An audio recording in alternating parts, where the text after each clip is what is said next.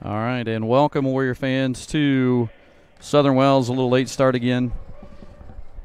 We had trouble getting our everything to talk to each other. So here we are live now at the JV game. And Smith with the shot, and it's off. It's 0-0 with 5:35 left. Nice steal there by Smith. I'm here with Coach Hanson. Coach, how are you tonight?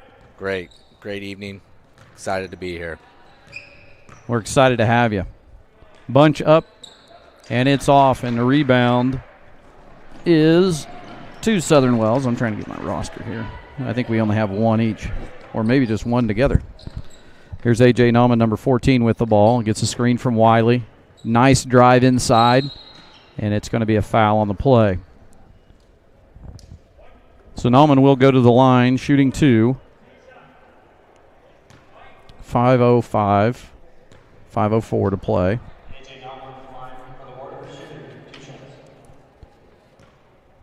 Nauman's first one will be up, and it's just off.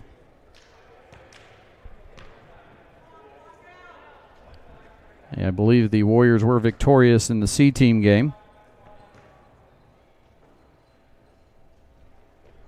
And the second one's good by Nauman. So it's 1-0. And a nice entry pass back outside for three on the way, and it's off.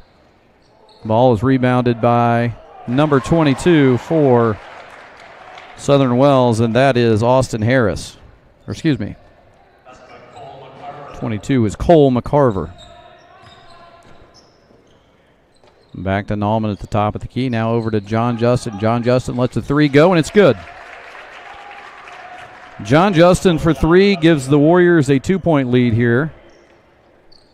And the ball kicked. A lot of skip passes from Southern Wells. Coach Hanson tonight, we don't have Coach Purdue, so he's having to do the camera at the same time. That's going to be a foul. And that's on number 10, Kedrick Sonigsen, I believe. I apologize if my pronunciation of his last name's incorrect. Nauman feeling a little pressure here. It's a skip pass to Smith. And now A.J. Nauman has it again here. Working against, and they're going to call him for a charge right there on a push-off. Not sure if it was or if it was a little bit of acting on their part, but we'll say, there you go. So. Looks like A.J. will come out here. That's his second foul. And that means Trey Adams will enter for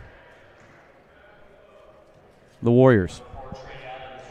So on the floor is Bunch, Wiley, Adams, Smith, and Justin for the Warriors. There's a shot on the way, and it's long from Southern Wells, rebounded by Bunch, but stolen away. And that was stolen away by number 24, Brandon Kirtley. Now it's kicked to number 14 for three, and he's long again. And it's a scramble for the ball. Southern Wells takes it in. Nice pass inside to number 32, tying the game. That is Quentin Mullins. Here's a little three-quarter trap. Warriors handle it and get it across half court. Adams now handles up to Smith. Smith with the drive, looking for Wiley. Wiley on the dump off, and it's going to be called a foul, sending Brandon Wiley to the line for his first free throws of the evening.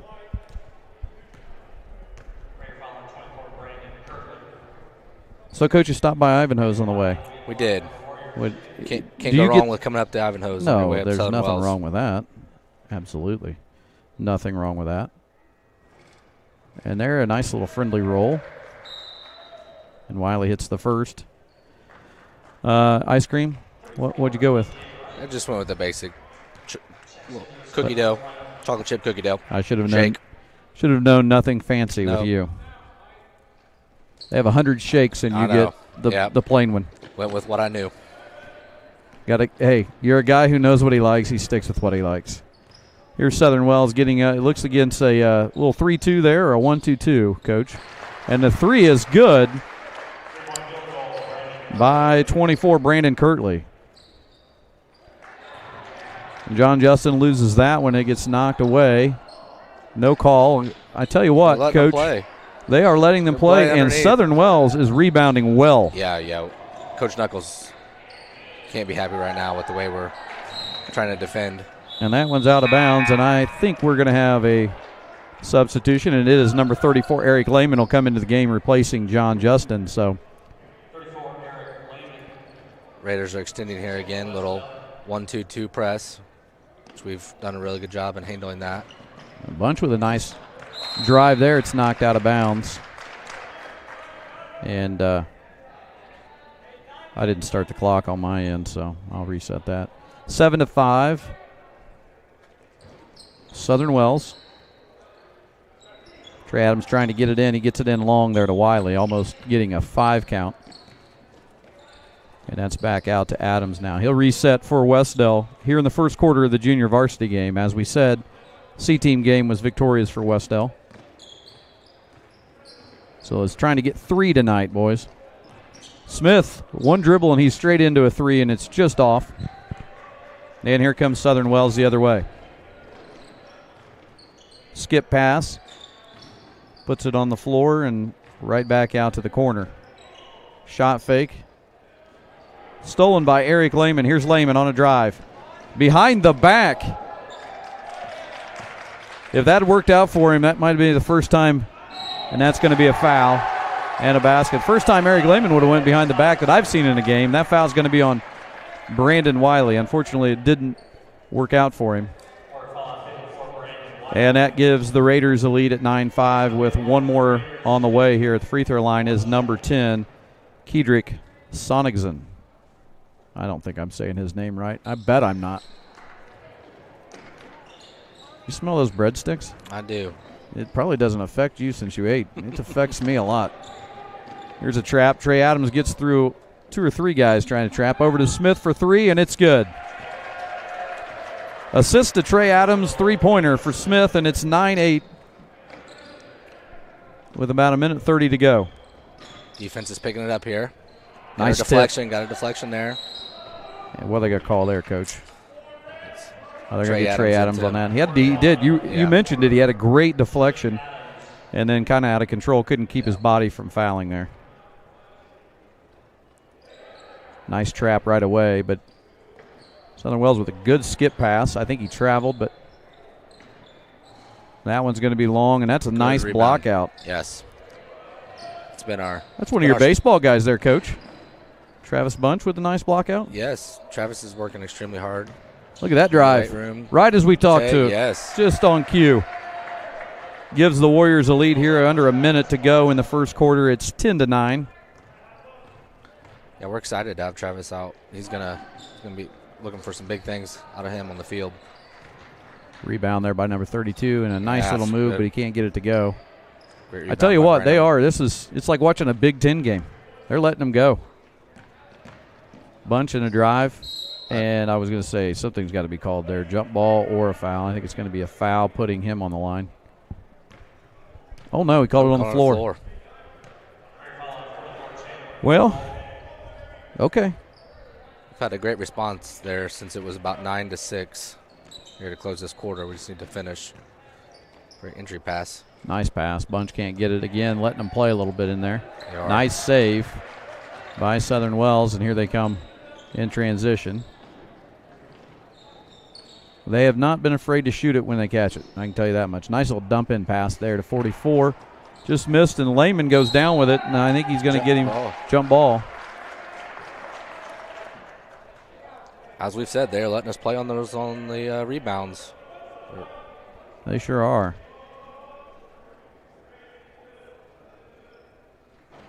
So here's out of bounds for Southern Wells. Here with about 13 seconds to go. Quick. Right back to the inbounder. And the rebound is out to stolen away there by Southern Wells as Lehman had it. No call again. Letting them play 2 seconds. 1, he's got to get rid of it. And that'll be the end of the quarter.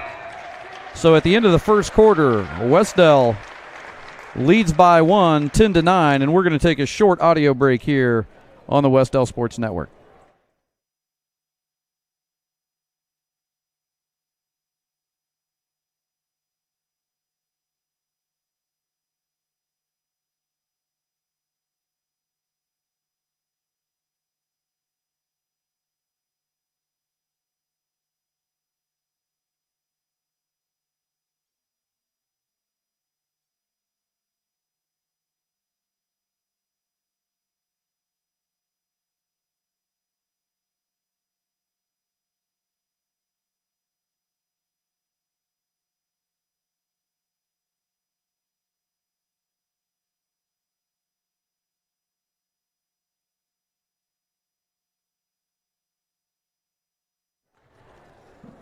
And welcome back from a quick break there. We discussed the camera angle tonight, and we hope that it works for you. We didn't want to block if we moved any further down either way. We could either be on the far end and have to see the court from one end, or we could be kind of off-centered, but we wouldn't be blocking any of the fans. So I chose the off-centered look here. So fans, I hope you're okay. You have the far court. We're wondering if you can see it. Hope you can. We saw some people in the chat here. Want to say hi to those people. Julie Swartz, always a big supporter of the Wes-Del Sports Network, bus driver. She's on. She said, "Go Warriors," and we hoping for 3 wins here, Julie. And that one's inbounded to Lehman. Lehman with a little bit of a trap. Nice steal. This is number 10, and that is good, giving Southern Wells a 1-point lead. That was Sonigson, and that's off of Southern Wells' foot and out of bounds.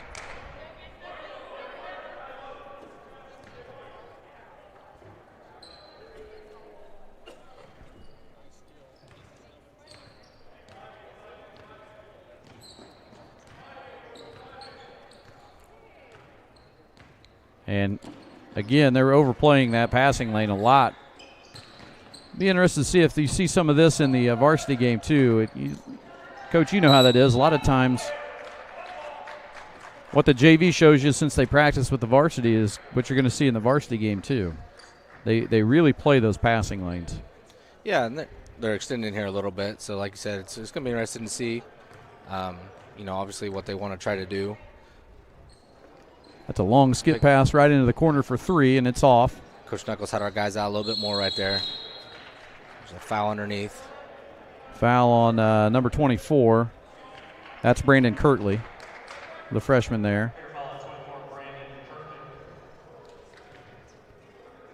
But sometimes what works for the JV might not work for the varsity either. That competition's a little different. That's a good call. One thing about JV I always liked when coaching is they don't scout you, so a lot of things work. There was Alex Light trying to go behind the back there. He lost it. And now, wow, quick shot there on the way from Sonigson. Eric Lehman is doing a good job on the boards since he has entered the game. Oh, another turnover. Another turnover there. So, unfortunately, we've hurt ourselves a couple times here. It's back-to-back possessions, and Southern Wells still holding on to that 1-point lead. We've extended a little bit more there. Eric Lehman was up at the volleyball line. Here's some pressure. Nice steal, and Alex Light now taking it. And finally, you can only let them play so long before you got to call something. They've tightened it up here a little bit in the second quarter. That's already the 4th foul.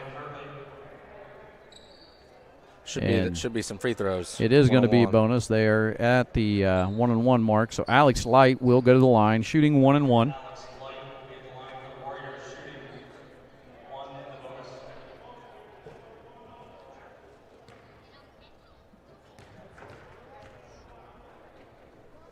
Shots up by Light on the first one, and it's just in and out. Rebounded by Travis Bunch. He puts it up, and he misses. And rebounded now by Pennington.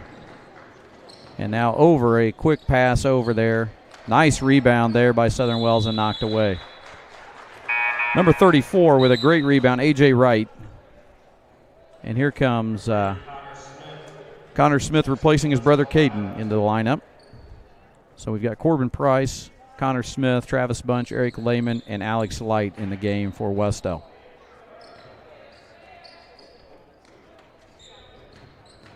Little overplay there, Coach, and then fortunately enough, he missed the shot, but we overplayed him on the closeout.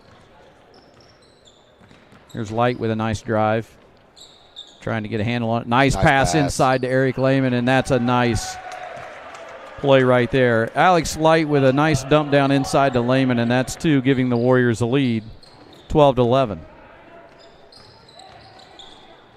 Oh.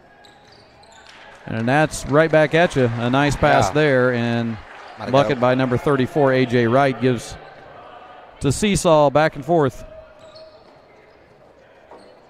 Nobody really extending past a point here.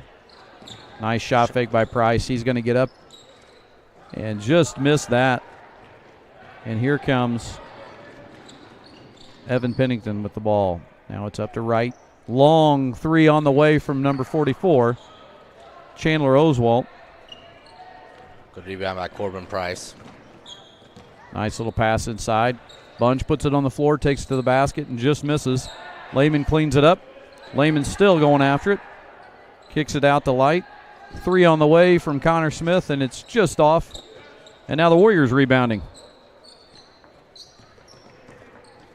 Nice drive by Alex Light and two more to give the Warriors a lead. So back and forth we go. Coach, you're doing an excellent job on the camera tonight. Thank you. You're contributing. That's what I like to see. That is going to be a foul. He wasn't set. Should be on Corbin Price. He knows it. Everybody knows it.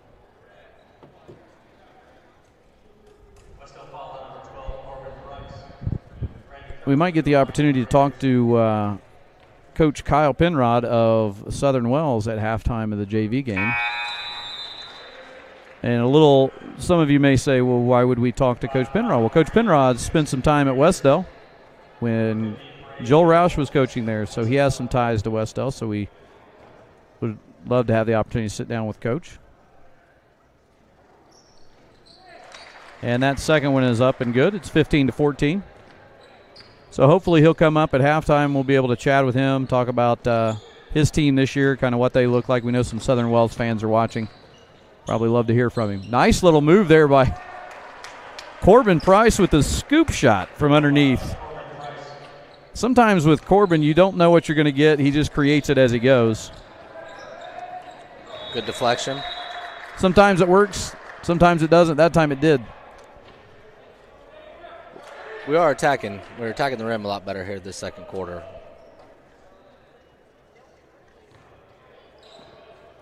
And here's Southern Wells trying to attack against our. Is it just as? It's not really a 2-3, is it? No, we're on that 1-2-2. Just sucking it in. We're trying to get a couple traps, but when we're not, we're just going to be in a flat 1-2-2. And great back. Shot. Three on the way from Corbin Price, and he has 5 quick points here in the second quarter. And we have a travel. Great trap. Eric Lehman getting in the passing lanes. He is long and really creating some havoc at the top of there, trying to stop that reversal. And it is the biggest lead for Wes-Del now at 19-15. And Light will bring it across as Southern Wells extends some more pressure out. Now it's Bray Hill who just came into the game. He loses the handle there. Nice pass from Pennington to number 14. Sorry, that was number 10, Sonnigan, to Pennington for 2. Corbin Price tries to save that errant pass. He can't do it, and here comes. Well, one thing I'll tell you about this, there's 2 things. Number one, you can clearly tell it's a JV game because you're going to get mistakes in a JV game. The second thing is nobody's afraid to make a pass. Nobody's afraid to push it. I mean, we're throwing passes from both sides into places. Typically, as a coach, you'd say, please don't throw that ball there. Yeah, both teams are trying to pick up the tempo, and I think that's what you're seeing here. It's getting a little up and down, a lot of turnovers, but both teams are creating that pressure. Look at that drive. That's a good drive. Excellent drive there, and 2 to tie the game at 19. Yeah. That was Brandon Kirtley with another nice drive. And as you were saying, Coach, you're going to get this when you're paced this fast, and again, now we're getting a foul. That's going to be on Kirtley. Should be his second or third at this point. I would say only his second. Should be some more free throws here from Corbin Price. Substitutions back into the ball game. Smith will go to the bench, and Hill will go to the bench, and replacing them is 20 Bunch and number 32 Justin.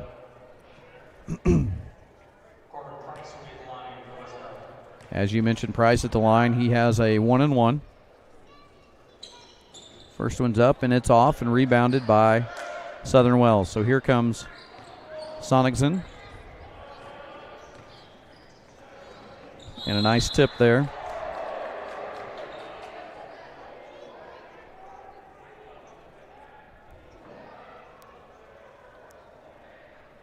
Nice to see you brought the whole family out, Coach. They were excited to come tonight. The little ones wanted to, we've been home Thanksgiving here. Stayed in a little bit. Didn't really have a whole lot going on, so we're kind of getting a little antsy. Yeah, I think everybody's getting a little antsy. For those at home that are watching the game in the comfort of your... Great effort by Travis. That is great effort. I think we're going to get a timeout. Coach Knuckles got a timeout there. A great reward there for the guys for going hard. And we'll stay here. Speaking about Thanksgiving, so did you celebrate at home? We did. We Thursday we just kind of had a day around the house. We didn't really go anywhere, and then yesterday Did you have a traditional meal? Yeah. Did you cook it? You know that's going to be the answer. It's traditional. There wasn't anything outside of the basics there. No. So. What is your favorite? Folks, if you don't know, Coach Hansen does not have I'd say a curious palate. He sticks with what he knows. What's your favorite Thanksgiving food? Surprisingly, my family, we're not big on turkey, we usually stick to more of the ham and the chicken noodles, mashed potatoes. Yeah. Just here, So chicken noodles is yeah. Chicken noodles, mashed potatoes. You can't go wrong. Yeah. Well, mine. How'd you go? You guys did a first time doing a turkey. Yeah. 40 years old. I'm just growing up, and it turned out fine. Turned out great. I mean, my mom basically said you can't screw it up, and. Well, the pandemic here had everybody's plans all. Oh yeah. 3 on the way from Smith, just off. No, the turkey was great. Everything was great. My wife did everything else but the turkey. I did do the turkey. She probably will say she had to coach it through, but, I could say anything because she's never listened to one of my broadcasts before, so I could lie the whole time. I left the house tonight. I said, so you're going to tune in? And she said, what do you think? The answer would be no. She doesn't listen. She hears me enough, folks. So, but turkey was great, but my favorite is, honestly, the corn casserole my wife makes is really good. I like that. It's almost like in a way, like a dessert. I know that sounds weird. I'm going to guess corn casserole is not your favorite. No, but desserts are, like you said, when you're talking pumpkin pie and. Ball is loose. I think that might be. Well. What are they going to call here? Touchdown? Almost. I think for a second I thought he was going. He's giving him a timeout, and he didn't. He's got a timeout. Oh, no. I don't know if they had the ball. No. Well, I'm going to sort it out here. Yep, he says no one had possession, and I think he's right. Nothing getting by that guy. No. I think they thought 2 guys were going to jump at the ball, and the Raiders there, they kind of left Eric on the floor by himself there and kind of surprised a little bit of everybody. That one's inbound to Light, right up for 3, and it's good. Good. Alex Light with another 3-pointer, and it's 22-19 for Wes-Del. Eric Lehman, he read that one, and that's going to be free throws. Should be in the act of shooting. He was collecting, but let's see what he calls it. Oh, he called it on the floor. Yep, that's on number 44, Chandler Oswalt. I'm not going to I don't really have a big bone to pick here, but that wasn't on the floor. He was collecting into the shot, so. I'm always right. They're always wrong. Although every time I've tried to argue a call in my career, it never changed. Lehman with the first free throw is good. Oh, put it on the wrong one. Put it on the Raiders side there. It's 23-19. He's got another one on the way. And 2 good free throws there by Eric Lehman. And 24 seconds to go. Pushing it up is Southern Wells. A nice entry pass inside and skipped out. And a 3 on the way. That's just off. Tipped outside. And here comes the Warriors. Stolen quickly away by, well, too much was happening. I couldn't keep up there. It's our ball. It's our ball coming in. Another deflection. So it's 24-19. Warriors lead here with about 5 seconds to go. Here they go quickly. Smith has it. Driving. Little jump shot, and it is just off. And that's how it'll be at halftime. So at the half here at Southern Wells in the Raider Dome, the junior varsity Wes-Del Warriors lead 24-19, and we will take a short halftime break here on the audio and leave the video up for you on the Wes-Del Sports Network.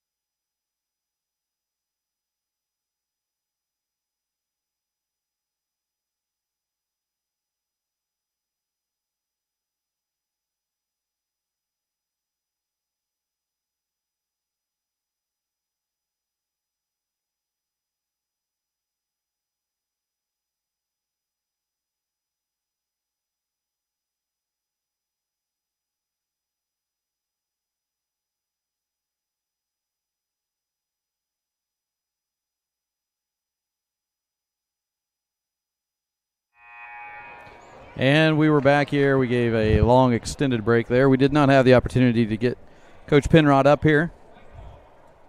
But I'm sure he was busy doing some other things, talking to the JV, possibly, making some adjustments. So we'll see if we can catch him maybe before we leave tonight. But, again, one thing you got to remember about either coach is depending on how the outcome of the game is or what happens in the game, whether they come up or they send one of their assistants up. So, unfortunately, we didn't get a chance to talk with him. Sure, he had other duties. There's an entry pass there, and now you have Southern Wells on the closer end, and the Warriors will be on the far end. Nice entry pass there. Great block by Brandon Wiley. And here comes A.J. Nauman now. Nauman with a nice drive with that left hand, and now here's Brandon Wiley. Back out to Nauman, looking inside at Lehman, but he's not open. Bunch looks to set a ball screen, backs off. Now Wiley, nice roll. Can't get him. Travis Bunch to Wiley. Just trying to figure things out here in the second half. Nice drive by A.J. He'll go to the line. I think he's got 2. Rare defensive set there by the Raiders. Pick us up in man. And here comes Nauman here. And he's good, so he makes it 25-19 with the first points of the third quarter. One more on the way for Nauman. And that one rolls in. Gives the Warriors a 26-19 lead here in the third quarter. Early in the third quarter. And that one thrown away, and it's right into the hands of Travis Bunch, up to Eric Lehman. And Eric can't make that, but Nauman with the rebound. He can't get it. Back up is Lehman, and he can't get it. Now Bunch has it. And I'm going to guess they're going to call a jump ball because that's the easy call. Why not? Coach Nuck feels like there might have been a little arm in there. Yeah, but if you call that, then you have to explain it to the other guy. Now there's a foul. It all works itself out. Wiley going to the line here for 2. Brandon Wiley at the line again here. He was at the line earlier. Trying to extend the lead. And that one a little long.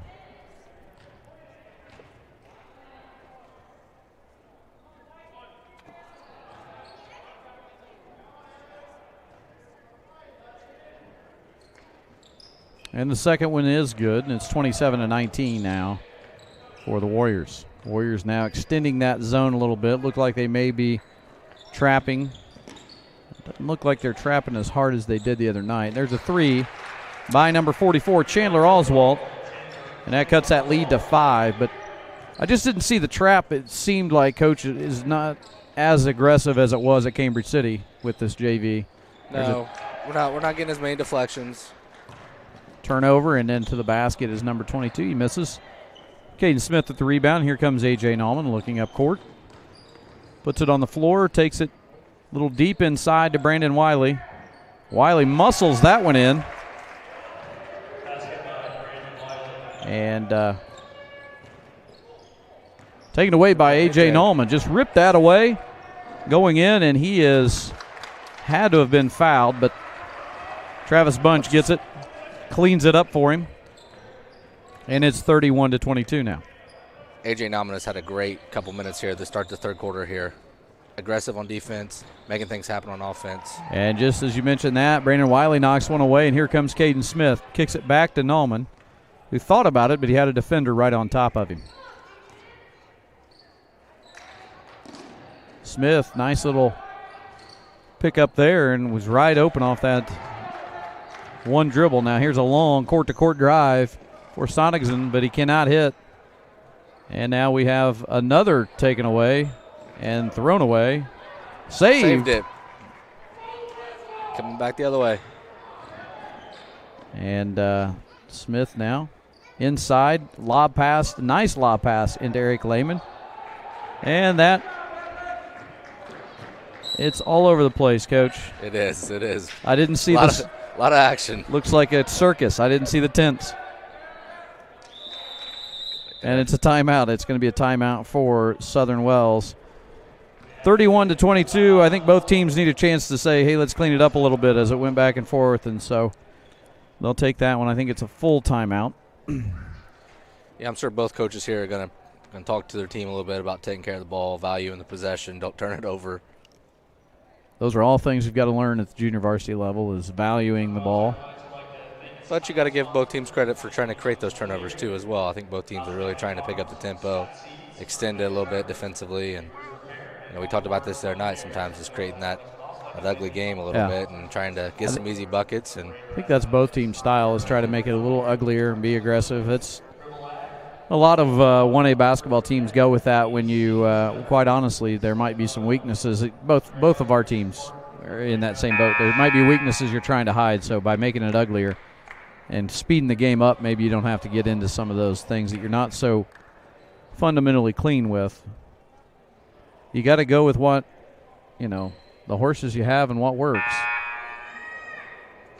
And that type of game a lot of times leads to quick shots because you're trying to beat a trap or two, quick couple passes, and a lot of activity though. Reminds me of a college team that we go and actually go to their league, summer league, for a camp, and it's Greenville.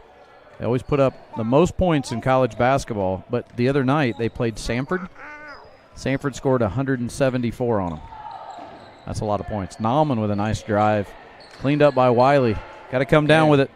Goes back up strong. There he does, and it's still being thrown around. Now Eric's got it, and it's good. We'd get there eventually. Stay with us, folks. They'll get it in there eventually. Well, there's one thing you can tell about both these teams. They're not going to give up. There's a nice entry pass into number 32, Quentin Mullins, and Mullins puts in two, and it's 33-24. Here comes the Raiders with that pressure again. They're going to try to trap as they get across. That looked like a kick ball, but it's a tough angle for the official to see it. Right where he, directly down the line from it. Those are the differences you get with a two-man crew here at JV versus the three-man crew in the varsity games. Yep.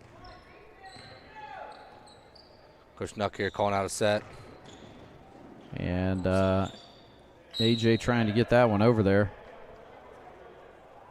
He's laughing a little bit. It's going to stay here with Wes-Del. And they're looking for Smith off that double screen. Now back to AJ in the corner.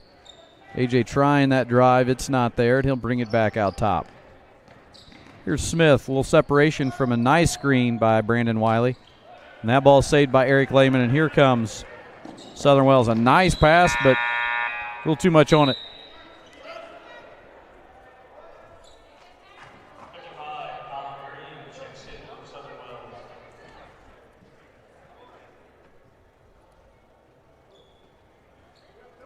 We got a substitution for Southern Wells, came into the ball game there. And now that nice steal there by Sonigson. And he scores two. Coach Nutt's going to take a timeout here. We have a timeout. Mr. Purdue snuck in here behind us. Mr. Purdue's here. Wow. Does that mean he's going to do the camera work, or is he just going to sit right there? He could stand in the middle if he needs to. I mean, why let him have a moment's rest? Almost looks like you two ganged up on me here tonight and decided to match here and not, share the love. I make it look better than he does. He may have the same shirt on as me, but I look a lot better in it than he does. I'm just amazed he knew where Southern Wells was. This is like the second basketball game he's been to, folks. He might be lost. He might have been driving by and said, hey, I think something's going on in there. Maybe I'll go in. There's a steal by Sonigan. And now Nauman, and it's out of bounds. Great effort by Nauman to get back and give us a chance here defensively. Southern Wells has really picked up the tempo these last three possessions defensively. And they inbound it here in front here. is Sonicson with a drive and a nice one. And a Block nice out. muscled rebound by A.J. Nallman, and he's still getting a lot of pressure from Sonicson. And he tries to split that defense. Ooh, looks like got a technical here on the coach. And I think we do have a technical foul.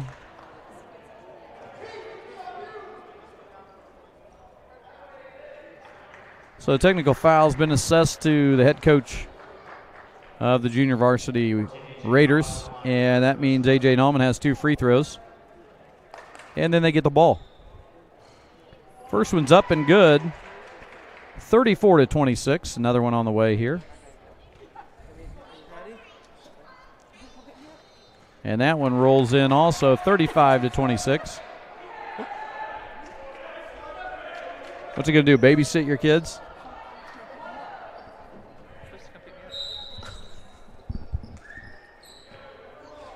Assistant always takes the fall. He's putting it on me as well. I'm supposed to pick him up. Oh, well, yeah, you know. It's only the age of the Driving Miss Purdue. 2022, there's a thing called cell phones. Yeah, why use one? So that's the story he's sticking with. And there's a steal. Now they're making a little run here. Yeah, we're not handling the pressure very well. Oh.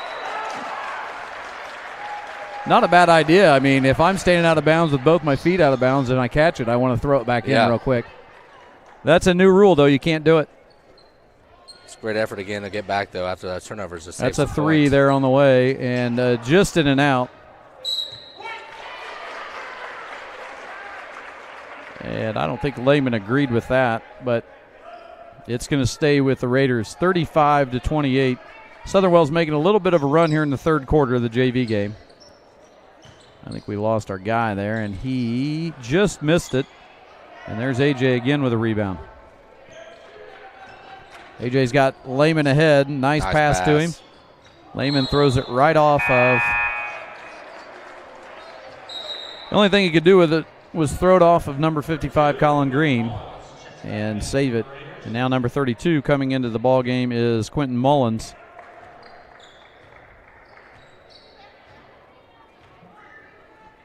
Quentin, no relation to Chris Mullen that we know of.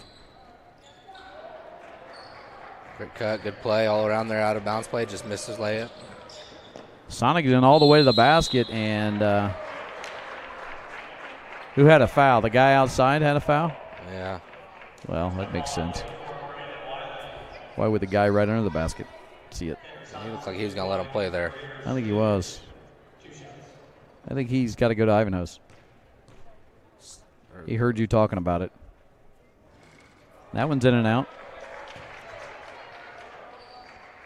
He heard you talking about that. What was it? Chocolate chip cookie? Cookie dough. I mean, they make 100 different shakes. They do.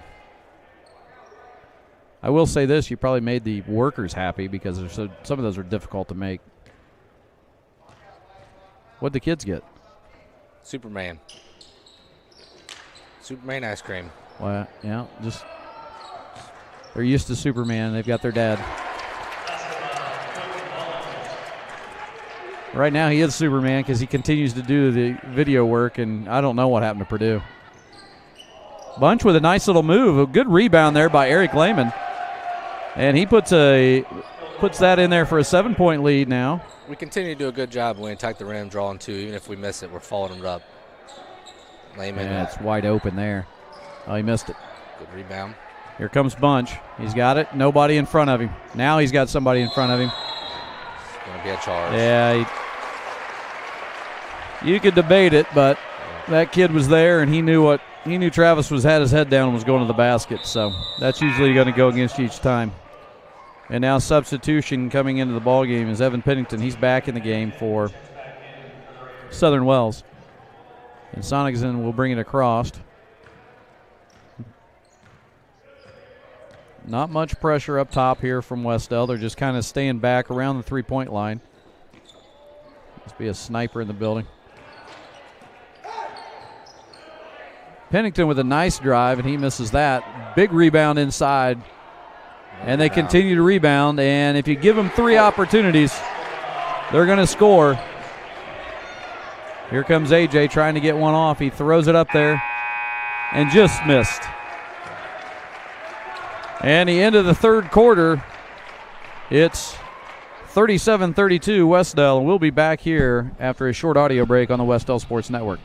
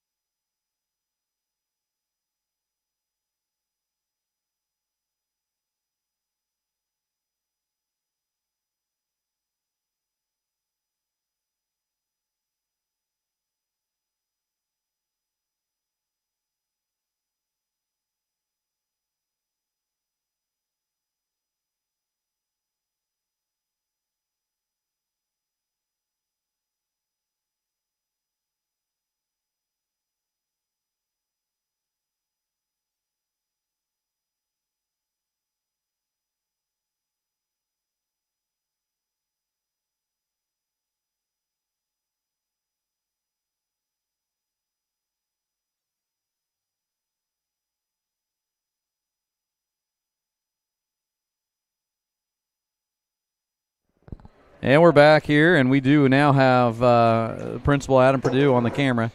And we're at a different angle tonight, and you have to stand. Yeah, I'm the only guy that doesn't have to. And you know, when I set up, I thought I wasn't in the way of anybody, but I'm completely in the way of everybody. It's for a good cause. I didn't get the time up there. We'll get it figured out on the first stoppage of play. That's a nice drive, and I tell you what, if they had every one of their layups back, although we're going to count that one, it's going to be an and one, and that is number 32, Quentin Mullins.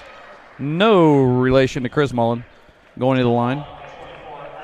Got a couple new Warriors in the game here. Corbin Price back in, Alex Lyde, and Trey Adams here. All three start the fourth quarter for us. God, you get chatty once you don't have to run the camera.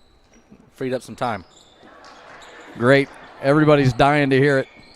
Nice rebound there by Alex Lyde. He kind of just rips it out of there.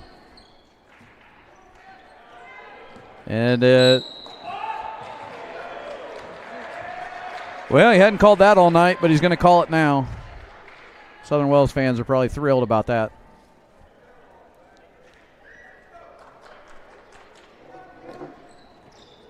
And a light here, and it is quietly, the Raiders have eked their way back in this one. They're only down 3 now. So we need to start taking care of the basketball. Nice drive by Alex Light, and it's good. 39-34 now. We extend it back to 5.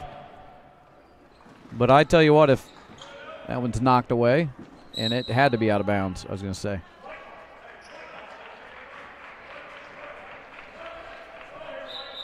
Did you go to sleep? Can you hear? Can you hear? Oh, yeah, I'm here. I don't know what happened to you all of a sudden. Caught up watching the game. I was going to say, every once in a while it wouldn't hurt if you said something. I mean, believe me, there's like dozens of people that want to listen to you. I know my role. Adams now has it to Nallman. Nallman to the corner to Light. Looks back to AJ. Thought about it. Trey, Corbin's got to stay there. Tell him, Trey. Don't cut unless I'm ready. Wow. Oh, good pass. Nice pass from A.J. Nauman. After a little bit of, I don't know, we call Trey Adams the professor there. Yeah, he did a lot of dribbling. A little white chocolate there. Jason Williams action. I'm dating myself.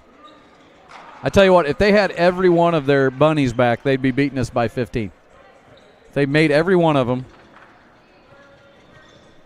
maybe not 15. That one's over to Price. Price puts it on the floor, and nice drive, but he kind of stopped short there at the short corner. Now Trey will say, let's reset things. Here's a ball screen and a roll. Wiley's pretty good at that high ball screen. A.J. Nauman showing why he plays football. Good take. Put a shoulder down and just got to the rim.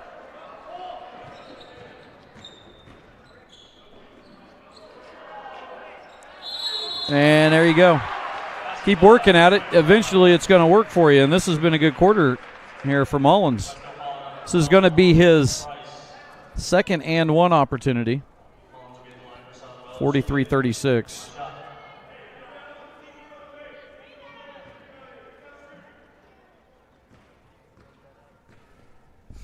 Mullins at the line, and he will make that and cut it to a 6-point ball game. Southern Wells here comes back with their pressure. Yeah, they do have a little bit of that three-quarter going there. Trey trying not to pick up that dribble in the middle of that trap.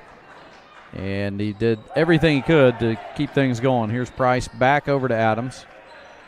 Adams inside. Wiley puts it on the floor. And that one's stolen away. And here comes Kirtley. And he misses. Great effort there by A.J. Nauman to get back and get in position there for that miss. And then they called Kirtley for the foul. I'll give these guys a break. This is their second game. This is the same crew that did the C team.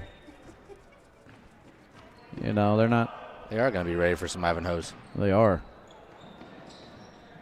Did you have food or just ice cream? We had food too. What'd you get, like a hamburger with nothing on it? No, actually tonight I went with the taco salad. It's kind of. Just stepped out of my comfort zone just a little bit.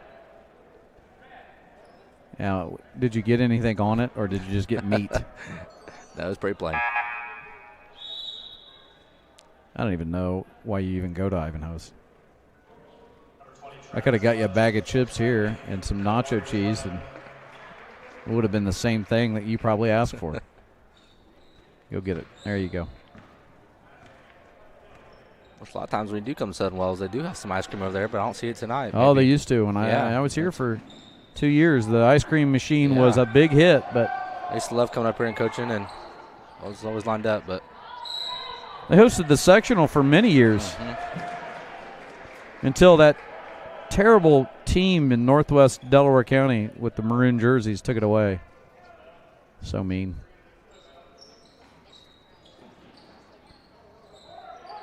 But if you've set foot in Richard E. Johnson Gym, you can't blame them. Beautiful facility.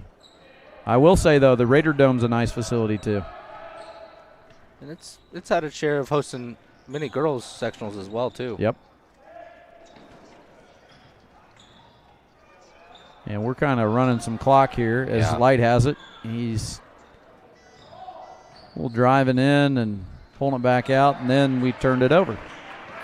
Here comes Mullins, who's really had the quarter right now for Southern Wells, and he is still attacking. And another. And there's another one. This will be the 3rd and 1 opportunity for Quentin Mullins in the fourth quarter here, and he is closing that lead. So Mullins is the guy to go to. If they don't give it to him every time right now, I don't know what's wrong with him.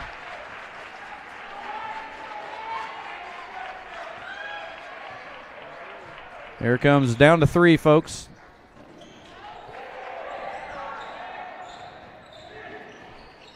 Nice pass by Wiley to get it to Light as he's falling down and extend that lead. And here comes Sonigson to Kirtley. Kirtley says, I don't even know that he looked at the goal, but he was ready to shoot. And here we go the other way as A.J. Nauman has it. And I was going to say they've about have to call that one.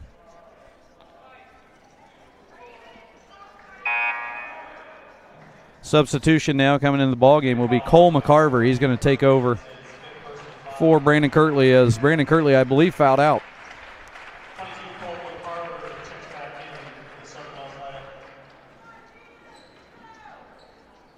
And that went into Wiley. He puts it on the floor, puts his head down, drives it in, and just misses. And guess who gets the rebound for Southern Wells? Quentin Mullins, but then it's knocked out of his hands and off his foot. It was a great take by Brandon there. Just didn't quite have the angle there to finish the layup, but a great take. Thought we were going to have to take your pulse. Every once in a while I forget you're here. There's Nauman for 3. Got it. Big shot. And that gives us an 8-point lead, Coach. Great find by Trey Adams as well, drawing and kicking. Holy moly, that one was deep. Good rebound by Travis Bunch. That was from Panito. Got to handle their pressure here, up 8 now with under 2 to go. That's a double dribble, but they didn't call it. Bunch now working inside. Nice finish there. Nice little run here. Yeah, got to take a timeout. Timeout. Southern Wells. That's going to be a full timeout, and we're going to take a quick audio timeout here on the Wes-Del Sports Network.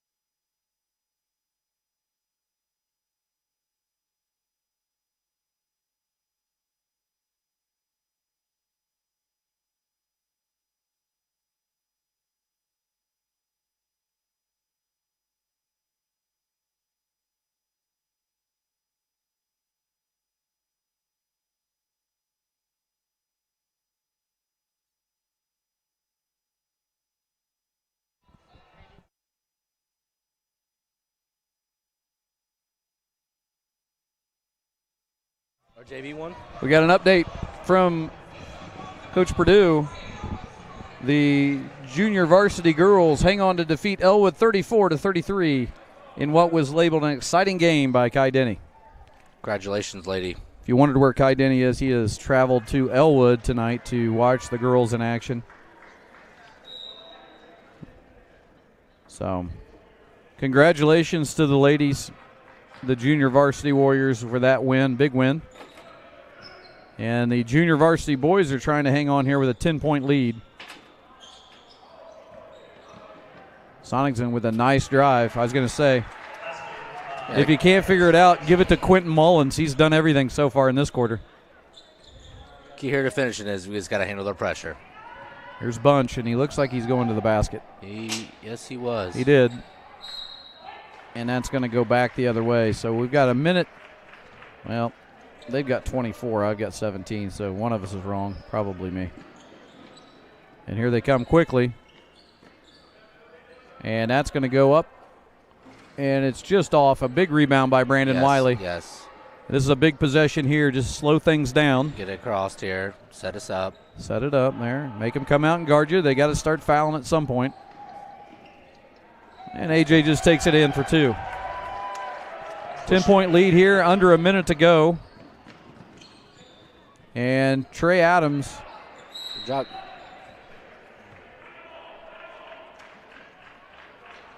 Can you? Not sure really what happened there. I thought he reestablished himself in bounds, didn't he? I was going to say he did knock it away, but he reestablished. I felt like before. Sonington with a nice. There's another nice rebound by Brandon Wiley, and that should seal this one up for the boys junior varsity as Light takes it in. Nice little move by Alex Light, and now it's a 12-point lead. That should do it. Keep the clock running here. No fouls here. This defensive possession. And a deep three. That's off and rebounded by Trey Adams. And we should dribble this one out if we get it across.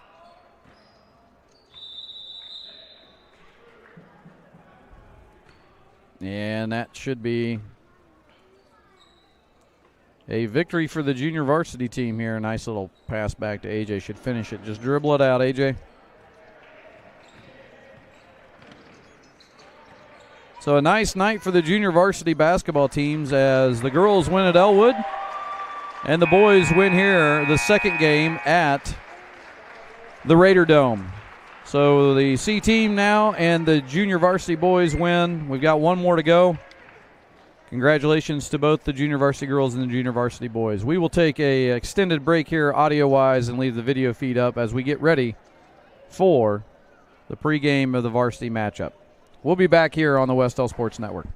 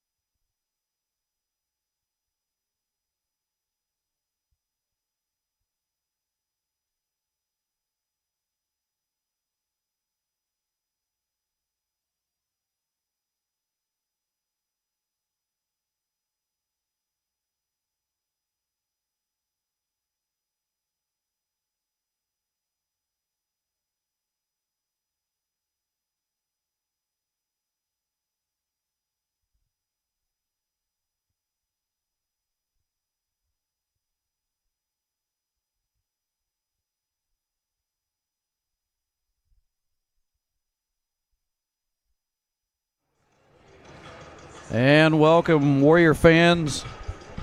If you headed to the refrigerator to get something to eat, get settled in. You have about 10 minutes before we get started here, so we've got a little pregame. I'm joined here. If you're just tuning in, we had two big wins. We had the C team take the first win, the junior varsity take the second win, and now we're hoping to get the third one here at the Raider Dome at Southern Wells. Joining me in the broadcast booth again tonight is the assistant coach, or excuse me, not the assistant coach, the head coach of the Warrior baseball team, the assistant principal is what I meant, Coach Hansen. Coach Hansen, we talked in the JV game. You've had Ivanhoe's. You're nice and comfortable. I think there was a moment where you fell asleep on me in the junior varsity game, but can you stay with me all game here for the varsity? Absolutely. I'm excited. Like you said, just Ivanhoe's on the way up. Got it settled in. Two great wins. Here we are now for varsity looking to go 2-0 tonight. And that is exactly right. We are trying to go for the sweep of 3 straight games here at Southern Wells, and we do know the junior varsity girls won at Elwood. And we know that's where Athletic Director Kai Denny is at tonight. So we want to say hello to him. We know he's watching the feed from Elwood while he's covering the girls. And we want to wish Coach Goose, the Goose, Ed Giesman, good luck in the varsity matchup as he takes on Elwood. Really turned some things around this year, don't you think, Coach? Yes. Girls they're fun to watch. They're working hard. Well, coming off a big win. When Marcy Bunch can hit 6 for 7 from 3-point, you're going to win some games. Yeah, that never hurts. No, it does not hurt. Well, let's talk about this matchup a little bit, and I had a chance to talk to Coach a little bit before the game. Nothing changes, really, in his mind. He wants to see the same kind of game plan that we saw at Cambridge City Lincoln, so that was really a lot of defensive pressure, if I would say, out of that fury that we run that caused some easy turnovers there. Really, I think the third quarter was the big quarter for us. Wouldn't you agree? It was, yes. And we got some great contribution there of some of the guys off the bench, too, in that third quarter. But, like you said, Coach is worried about us right now. It's early in the year. He's focusing on us and what we need to do on a nightly basis. Don't get caught up in your opponent. Just worry about what we can control. And, it starts with our backcourt and our leadership.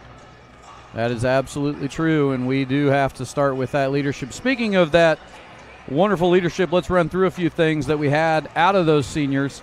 We'll start with Eric Harlan. Double-double against Cambridge City. 18 points, which kind of surprised both of us, and then I went back and watched it, and he had a steady 18 throughout the night. He spread those across 4 quarters. But I think the more important thing and the more fascinating thing for me was how well he handled the ball, distributed the ball. 13 assists, Coach, and so, as a coach, you look at that and you say, boy, he had a hand in just about half, if not a little over half of our points. We put up 81. He had 40-some with assists and points. He had a lot to do with that and the way he handled the ball. He did, and that's what you want out of your point guard is knowing the game, knowing when to be aggressive, when to look to get other people.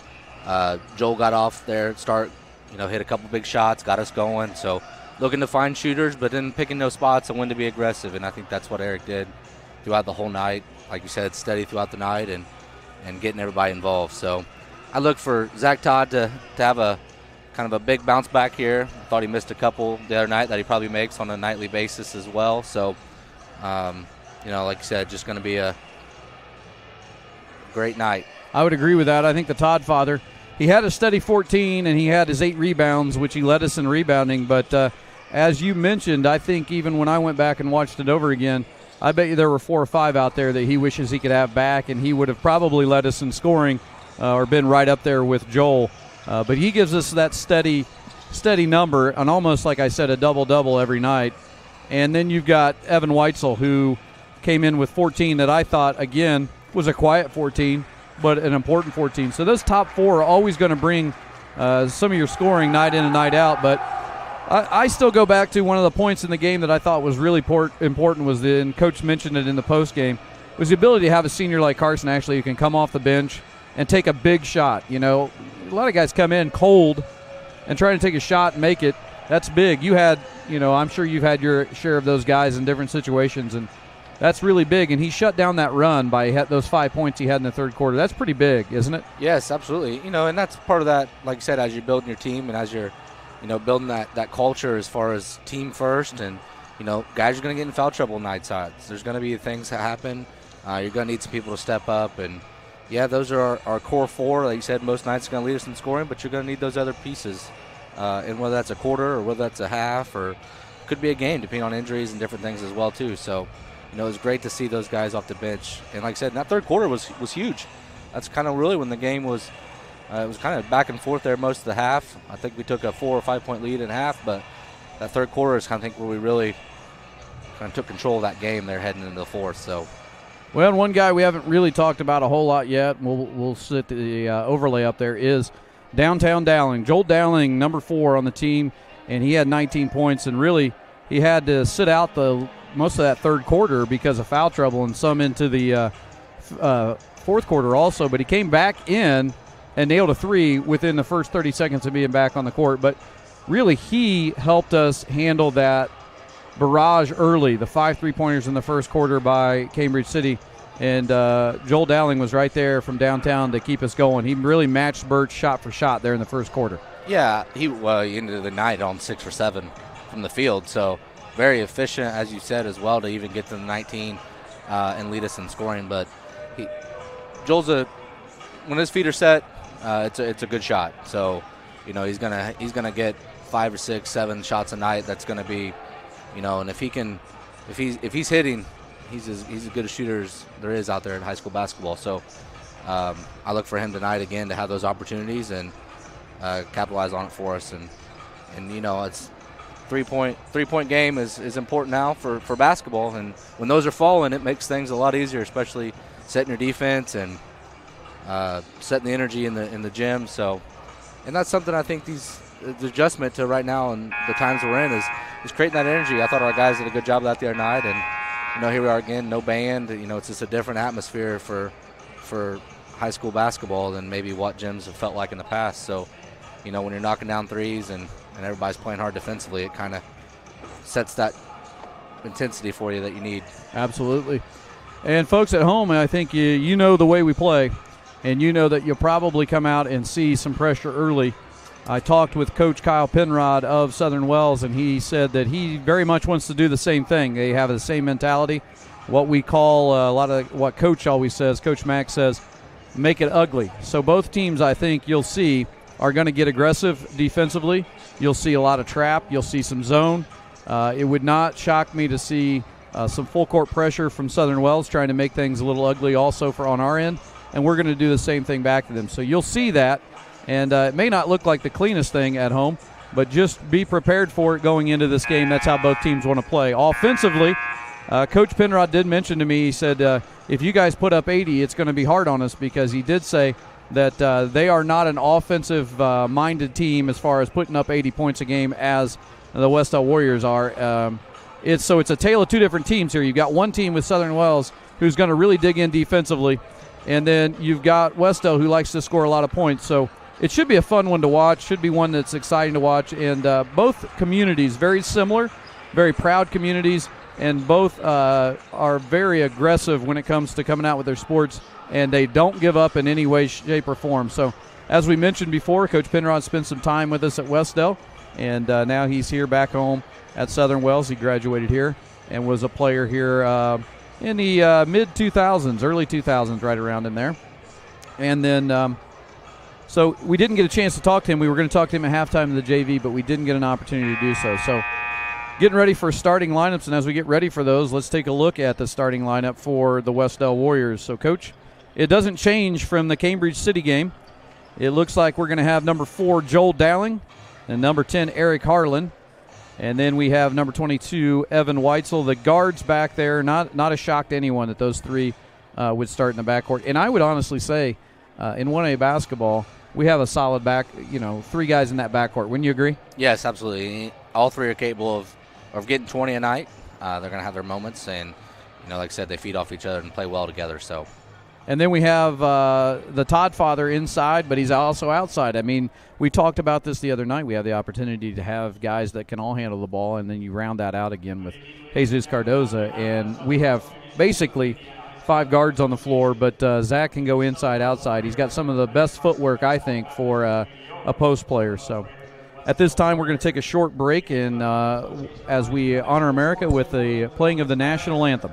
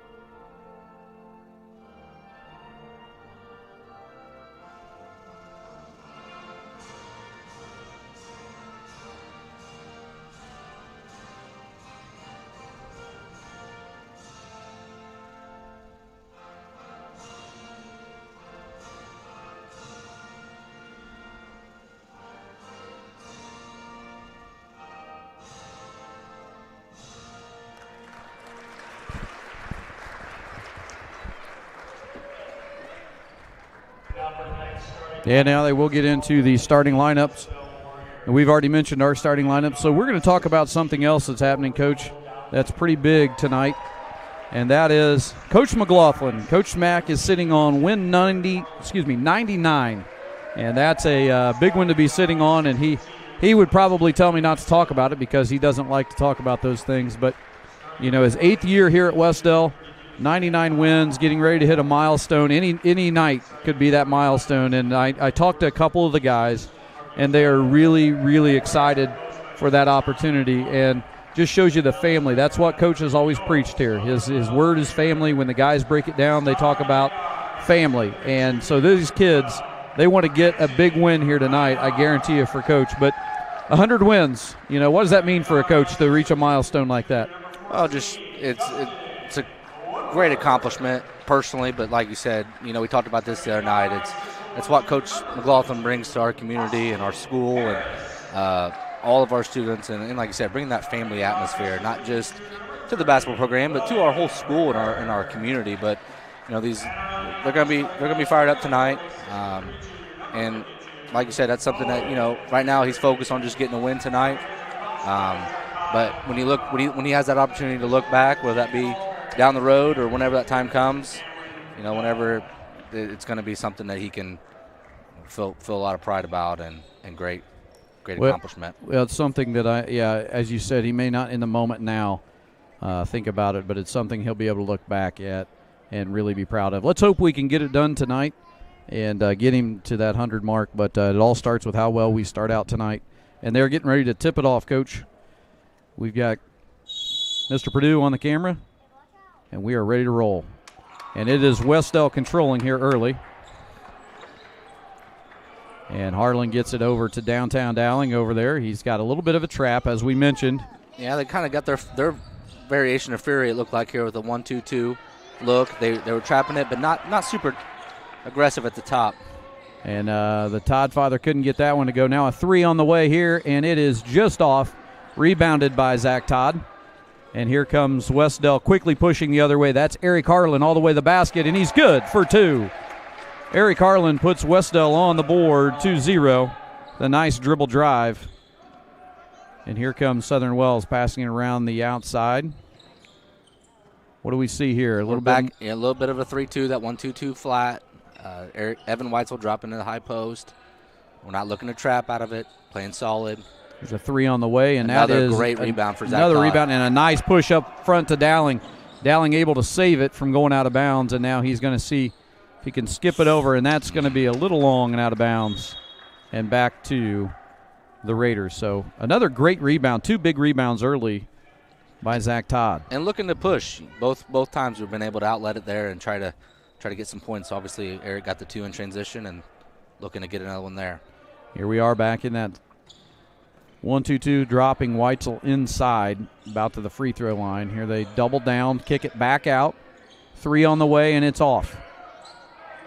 And now they swing it, and another 3 up, and it is off, and there's a 3rd rebound for Zach Todd, and we're going the other way. Zach handling it, gets it quickly. We've had a few miscues early here. We're not in sync with each other, so we need to clean that up. Yeah, we do. We just got to recognize when to push, and on that one right there was a good opportunity to push for a little bit, but pull back. We didn't have the numbers. And Southern Wells passing it around the outside. That's Branson Reinhardt with it. He passes it over to Austin Harris. Harris has it back to Reinhardt now. They're looking to run. They got about a 5 out here, looking to cut, pass and cut. You don't have anybody stagnant in the middle. Dustin Woodward was on the inside. Now we have a foul called. First foul on Zach Todd. And so we do have a foul on Zach Todd. That'll be the ball out of bounds, and it will be Austin Harris taking it out. So on the floor it's Harris, Owen Vickery, and Woodward and Reinhardt. And that one trying to get inside there, and I don't know what suddenly we've got another foul call, and that's on Eric Harlan, I believe.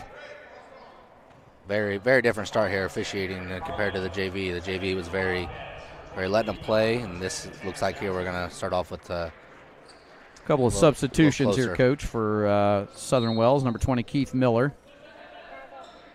And that's quickly inside and just missed and rebound by Zach Todd. And now here the quick push up to Evan Weitzel, and Weitzel up, and he will go to the line for 2. That foul is going to be on, I believe, 12.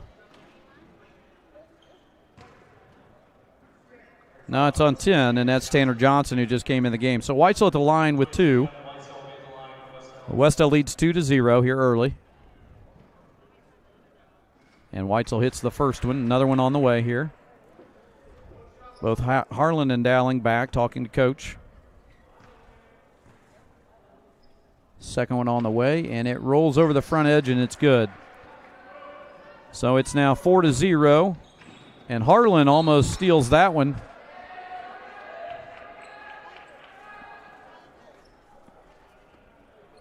So we're really not coming out with the trap yet. We've stayed back, and now we may see something different defensively.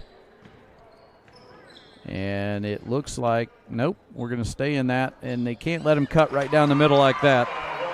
No, our backside didn't slide over there and take away that rim line. And that's Will Rickard with the score, and it's 4-2 now. That cut was too easy. Nobody checked that cut. Nice pass inside. So a great look inside from Hollywood Harlan to Dowling, and then Dowling kicks it back out to Jesus, and he will go to the line, shooting 2. You can see sometimes why Eric Harlan was a quarterback. He was. He got great vision. You know, right there was one there. They switched it up defensively. They went to a 2-3, but brought those 2 guys up to try to pressure the ball, and Joel was able to sneak behind the back 3. Cardoza misses the first one. He'll have another one here.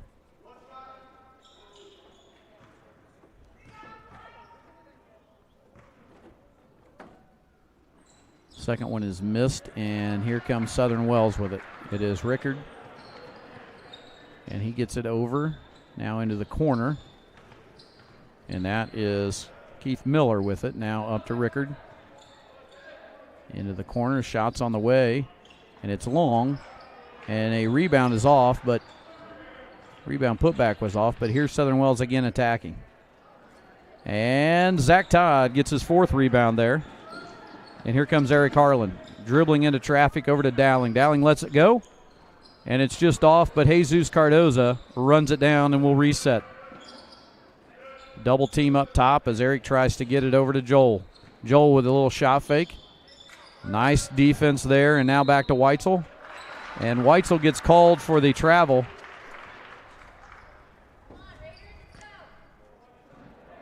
So we're still at 4-2. Both teams really trying to get the scoring rolling. Here comes our pressure. Here comes the pressure, and that one is almost stolen away by Zach Todd. No substitutions yet for Wes-Del. They're going with the starting 5 still. And now we're seeing a little bit of different look as Weitzel knocks that one away, but Southern Wells maintains possession. Rickard now, here comes Weitzel. Now it's knocked away, and they're going to get a foul. That's going to be on Jesus Cardoza, and that's one where I just think you let it go and let both teams go on that. I mean, that's why I'm up here, not down there. Yeah, and this is going to be the adjustment for both teams because we've talked about it pregame there, how both teams want to play. So the officials will have a lot in that if both teams are able to play the way they want. And basket there by Branson Reinhardt as he gets the inbound and goes right up with it. So we're knotted at 4. Weitzel looks baseline. Nice drive kick to Jesus Cardoza. Cardoza with the shot fake, and he'll go to the line shooting 2. So a nice drive by Evan Weitzel and a great look puts Cardoza at the line with the opportunity to shoot 2 here.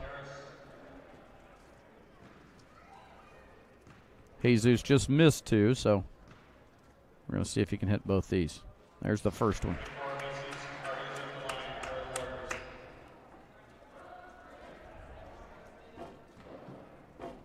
Again, I would suspect you're going to see some pressure here in a little bit, more so than we have in the past.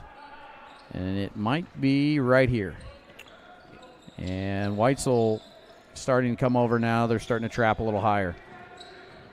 And Rickard now on a drive, and he has a nice little floater for 2, giving Southern Wells their first lead of the night, 6-5. Nice pass inside from Dowling. That's up to Zach Todd, and he can't get that one to fall. And here comes Southern Wells the other way, and it's going to be to the corner for 3, and it's just short. But the long rebound recovered by Southern Wells, and now another 3 on the way. And that's off, and now Jesus Cardoza rebound and throw it away. Another 3. Boy, if they hit half these threes, we'd be in trouble. And now Weitzel.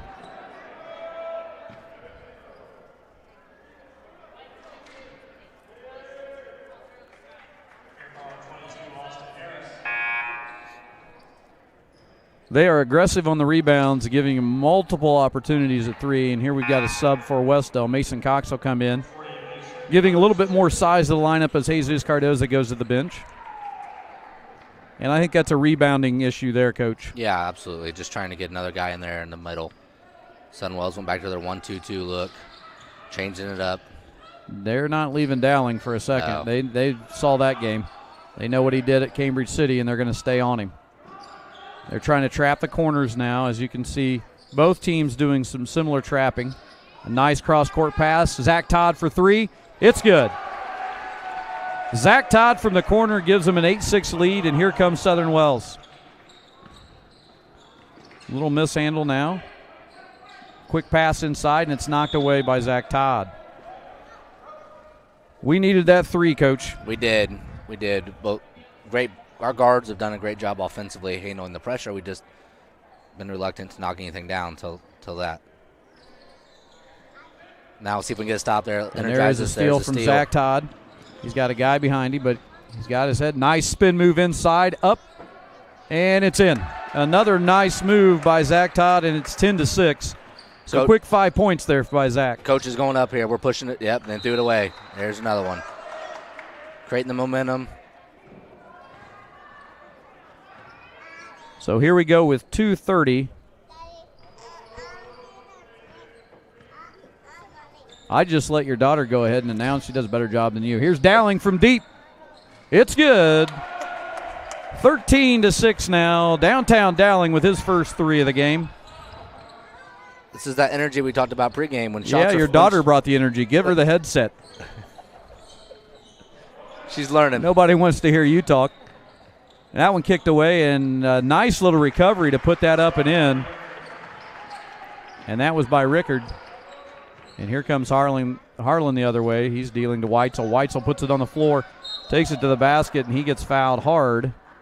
And that'll send him to the line, shooting 2.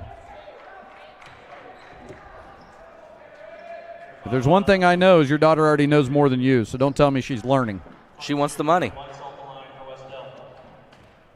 Well, then she's just like you. Right. She gets it honest. Her eyes are filled with dollar signs. Weitzel hits the first one. And the second one's up. And it's long, but rebounded by Zach Todd. He puts it on the floor. Tries to go right back up with it, but they're going to call Mason Cox for a foul there. Zach was wanting a foul himself, and he didn't get it.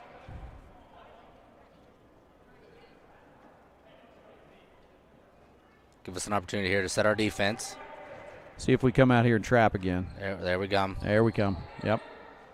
And tipped away.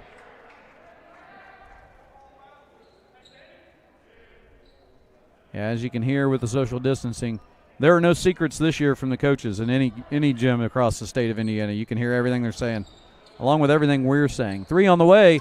It is good, and that's Evan Reynolds for 3, and that cuts the lead to 3, 14-11. And here they come with a trap into Zach Todd.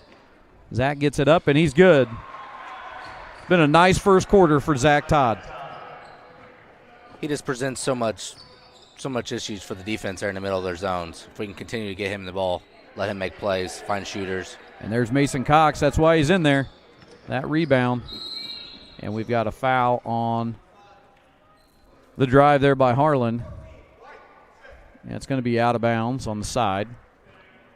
1:06 left in the first quarter. 16-11.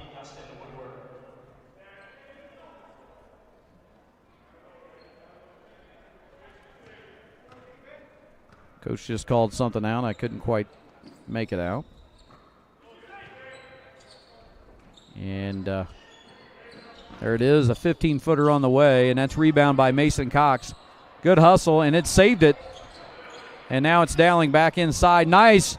That was all Mason Cox with that seal. Great screen and seal. So Zach Todd with the bucket there, but Mason Cox with a great screen and seal to get him that. This one knocked away, and it's Zach Todd up to Evan Weitzel, but it's going to be just out of his hands and out of bounds. And here comes Carson Ashley. Carson Ashley with a huge 5 points in the third quarter against Cambridge City as Cambridge City was making a run. Came off the bench cold, buried a 3, and then had a layup that stopped the run for Cambridge City and helped maintain the lead for Wes-Del. So the senior comes in here to get a few seconds. Oh, over back. Yeah, I was going to say, wasn't over. Nothing gets by you. It's like eagle eyes up here. Coach Hansen's great pressure again by Evan Weitzel and Joel Dowling there to create that turnover. Coach Hansen's sponsored by Cunningham Optical. He's 20/70, 20/80, 80/80. I don't even know if that's good. That's inside to Zach Todd again. He puts it on the floor. Nice shot fake up and good. It has been all the Todd father in the first quarter here for Wes-Del. Stolen away by Mason Cox. He doesn't want to dribble it.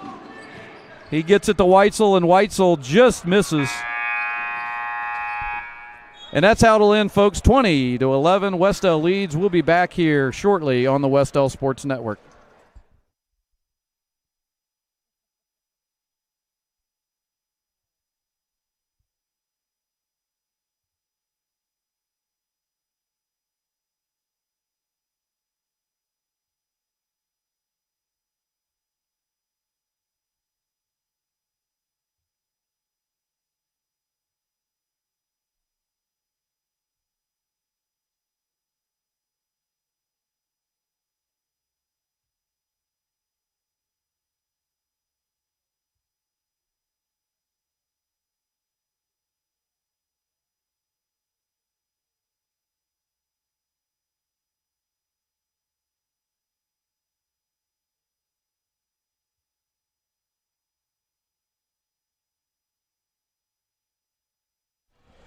Well, as we talked about, folks, we're back here at the Raider Dome, and it was all Zach Todd the first quarter. Now, there was a lot more that happened out there. Don't let me fool you. A lot of the team had a lot to do with that. But Zach inside offensively, outside, he hit a 3. He went inside. He's got to have double digits by our estimation. So as Coach said, there has to be an adjustment at some point, which he makes it very hard to adjust because he can go inside, outside. So we'll see what Southern Wells will do. Watched Coach Penrod in his his quarter break there, and he was talking to the guys on the dry erase board. And I don't know what we got here. We got to travel there. Great help side defense. As he attacked the baseline, we cut him off, and he drove that pivot foot. On the floor for Wes-Del is Ashley, Harlan, Zach Todd, Mason Cox, and Joel Dowling rounds out the 5. And there's Zach Todd again. They're getting it right to the heart of that zone, which is where you want it. Skip pass to Harlan now. And he's stepped out of bounds. They're going to get Mason for a foul there. I think he was trying to seal there again for Zach. Screen in that middle of the zone. Well, any Warrior fan knows it's very unlikely for Mason Cox to foul.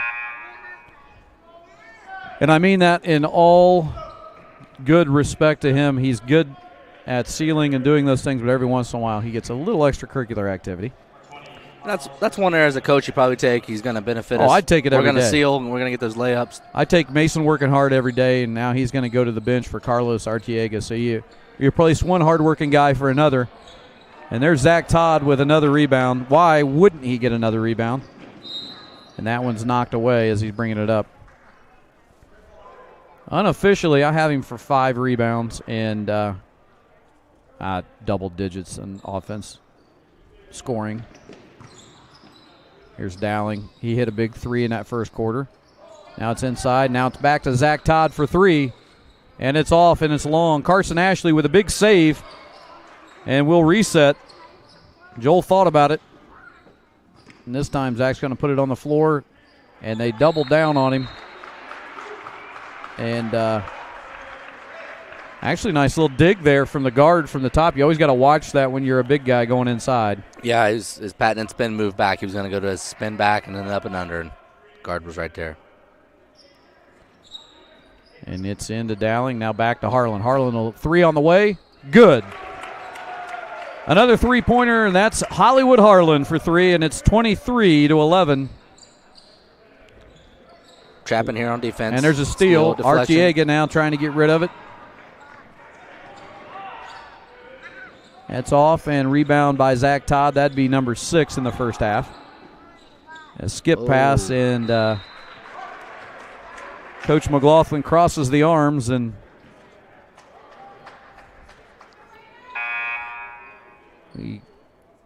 something that's strange is Coach McLaughlin is wearing his jacket, and he never wears his jacket for more than about 30 seconds. So we're something's wrong with him. Here into the second quarter, and it's still on. Something's wrong. He must be cold. And there's a 3 on the way by quick 3. Number 14, Dustin Woodward. Like kind of caught us off guard there, that one pass and a shot there. And they cut it back to 9, and here's another turnover. Not being real sharp with it right there. And I'd take it to the basket. Yep. And they cut it even further down now to 7. These are those moments in the game where Coach McLaughlin wants to let them work through it here. And there's Eric straight to the basket. And keeping it alive was Carlos Artiega. Nice little tip there. That's inside to Zach Todd. He goes up, under, and count it. It's going to be an and 1 for number 32, Zach Todd, as he again gets that up and under to work, and he's at the line with another one. And here's a substitution. Tanner Johnson replacing number 14, Dustin Woodward, and also going out is Kirtley as number 22. Austin Harris re-enters. Here's Zach Todd with the and 1.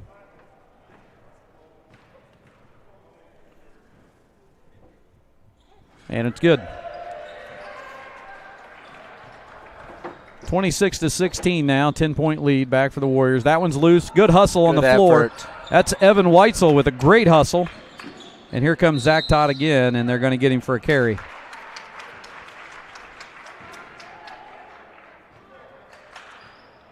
Well, they say you can't do that. Can't carry it. It's a new rule. Give us a chance to set our defense here again. Defense is picking it up here. We're getting a lot more deflections. That ball a lot is more loose. Steals. That one's pushed out. I don't know that's exactly what we wanted there. Oh, just grab it. Here's a trap by Weitzel. And Artiega's at the top, working hard there. And then that's basket is good by Reinhardt. And now the same kind of pressure coming back the other way from the Raiders as they try to trap us a little bit higher on the court. Weitzel now gets it taken away from him. And here's the drive. A little partially blocked there by Eric Harlan, but rebound again by Reinhardt. And I see a timeout in the future. Yep. Coach doesn't like the way we're taking care of the ball, and he's going to take a 30-second timeout. We'll stay with you here on the Wes-Del Sports Network, but he didn't like what he saw there, Coach. No, we're turning it over too much too. When we do get our stops, we're looking to push maybe in opportunities when we shouldn't. We're getting what we wanted against their zone. If we have an opportunity against in transition, it's one thing to take it, but trying to force them in transition is not going to really suit Coach very well here. So sure, look for us to set it up here, get the ball across, be patient again, look for Zach in the middle of the floor, try to get in the teeth of the zone, and then play out of that there and let him make plays, either for Joel or Eric or Evan. Yeah, we got to go back to what was working in that first quarter, and a lot of that was baskets down low and inside, and getting to the middle of that zone was really, as you mentioned, the key. Once you break that middle zone, instead of trying to dribble it out into the corners, what we've done the last 3 possessions is go right to where they want us to go and turn it over. But I think if that middle's open, we just got to hit. Usually it's Zach. But they've tried to take it away a little better here. There's a skip pass to Dowling. He's got time. Shot fake. Readjusts. A nice dump down. And it's an up, and he had all kinds of guys around him, so it was a tough one for Zach. And here comes Wes-Del trying to trap out of it. Looked like he traveled. He did. So the pressure from Carlos Artiega at the top is a big key here, and that's what he comes in and can bring you is some of that defense. He'll be the first one to tell you it's not his offense. As you see, screens to get Dowling open. There's a skip pass to Harlan. Harlan with time. Driving baseline now. He tries to get it over to Dowling, and it's knocked away. It's a great attack there by Eric. He had Joel in the corner there if he was able to get that ball to him. A lot of credit goes to Southern Wells. They've been very active defensively here in the second quarter to break up some of the things we're trying to get here. Harlan actually having a chat with the officials. Again, I've said it many times, we don't normally want him talking to the officials, but it looked like it was okay. And there's a missed shot. And that's knocked out of bounds, and they say it's off of either Zach Todd or Evan Weitzel. Another opportunity here as the ball out of bounds to set up our defense. Here in the last couple minutes, we've been a lot more active on defense. We're getting a lot of deflections, and we've got quite a few steals. And you've been a lot more active, so that Mountain Dew you're drinking might be kicking in. It is. It's half gone. I hope you can sleep tonight. And here comes the trap, and again, they find the middle of our trap, and that's taken away by Zach Todd. Now he's smart move to slow that one down. Yeah. And Eric Harlan to the basket for 2, and it rolls in. Good adjustment there. And Coach, talked about that the last time out. Guarantee when we get the turnovers to not turn it right back over. And here quickly in transition is wasting no time. The Raiders, and they hit a 3 there. And now here we are back the other way. Eric thought about it. Now it's over to Evan Weitzel. Weitzel with a strong drive. He tries to get rid of it. It's knocked away, and it'll be out of bounds, staying here with the Warriors. So not wasting any time is Southern Wells. They ran it right back down, and now there's downtown Dowling, and he is off this time. Tried to be saved there by Zach Todd as he goes out of bounds, and now Southern Wells will push. Back up top, little floater on the way, just missed, but he gets his own rebound. Back up again, and there's Zach Todd with his 7th rebound. He's going to be rewarded here with a couple free throws.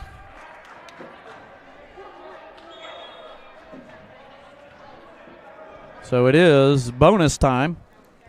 One other point here I'd like to make for Zach is he's played some great defense here. Picked up that early foul and has been able to go a long way here before picking up another one. So it's always great to highlight that. That's what we always like to see. That way that you could jinx him and he hopefully won't get another one. You don't get any breaks with me, do you? Nope. No. Well, if he picks up a second one here, it's not as, he picked that first one up within a minute or two of the game, so. Here comes the substitution. Want to give Carlos a lot of credit there on the top of that Fury. He did a great job trapping and causing some havoc. He's replaced now with Alex Light. Light gave us some great minutes at Cambridge City. And that one just rolls back in there, and it's now Todd hits both of them. It's 30-23, and here comes the pressure from Wes-Del. Make it ugly. And that one just outside of the stretched arms of Zach Todd. And that one inside, and it's rebounded by Eric Harlan. Now Harlan will turn and look and see what he has. And he's pressured all the way to the basket and just missed it. Yeah. Alex Light with the rebound, and he's going to have 2. Eric with a nice drive. I think he jumped a little early, actually. I think he did, too. And I think he got just a hit just enough on the elbow. Kind of mixed it up just a little bit. And Alex Light comes into the game, and quickly he's got an opportunity for 2 free throws here. It was in the act of shooting. That one rolls right over the front edge and gives us a 31-23 lead. Substitution now. Number 20 comes into the ballgame, Keith Miller for the Raiders. And Light will try to make the second one. And it's good. 2 big free throws from Alex Light. And that extends the lead now, 32-23. Here's a quick one to the corner, 3 on the way. It's off. And that rebound is Eric Harlan, and now they're in transition.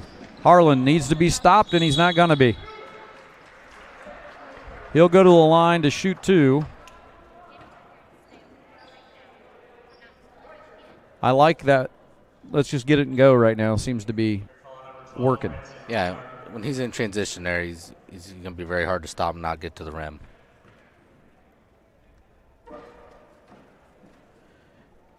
Harlan does something that I noticed in the last 2 games, and I've noticed years watching him, that he does better than a lot of kids at this time. A lot of kids like to cross over, but if you watch, Eric actually does the crossover with one hand and that misdirection, and he does it really well. That's hard to guard. Yeah, especially when he's got a head of steam coming at you. He's able to do that at almost top speed, and not a lot of guys can do that. That one's off, and he gets his own rebound, and now a foul called. That's going to be either Alex Light or Eric Harlan, and it's Eric Harlan, and it may be his second. And that is going to be a substitution now. Jesus Cardoza will come in the game.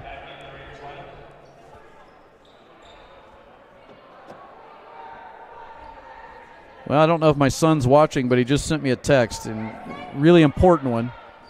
He said, let me know if you're getting something to eat on the way home because I'm still hungry. That's what I get. That's the support I get. And that one's in. That might be a code for stop and get something to eat because I want something. I think we will. And here comes Zach Todd in transition. And he is all the way up and just missed it.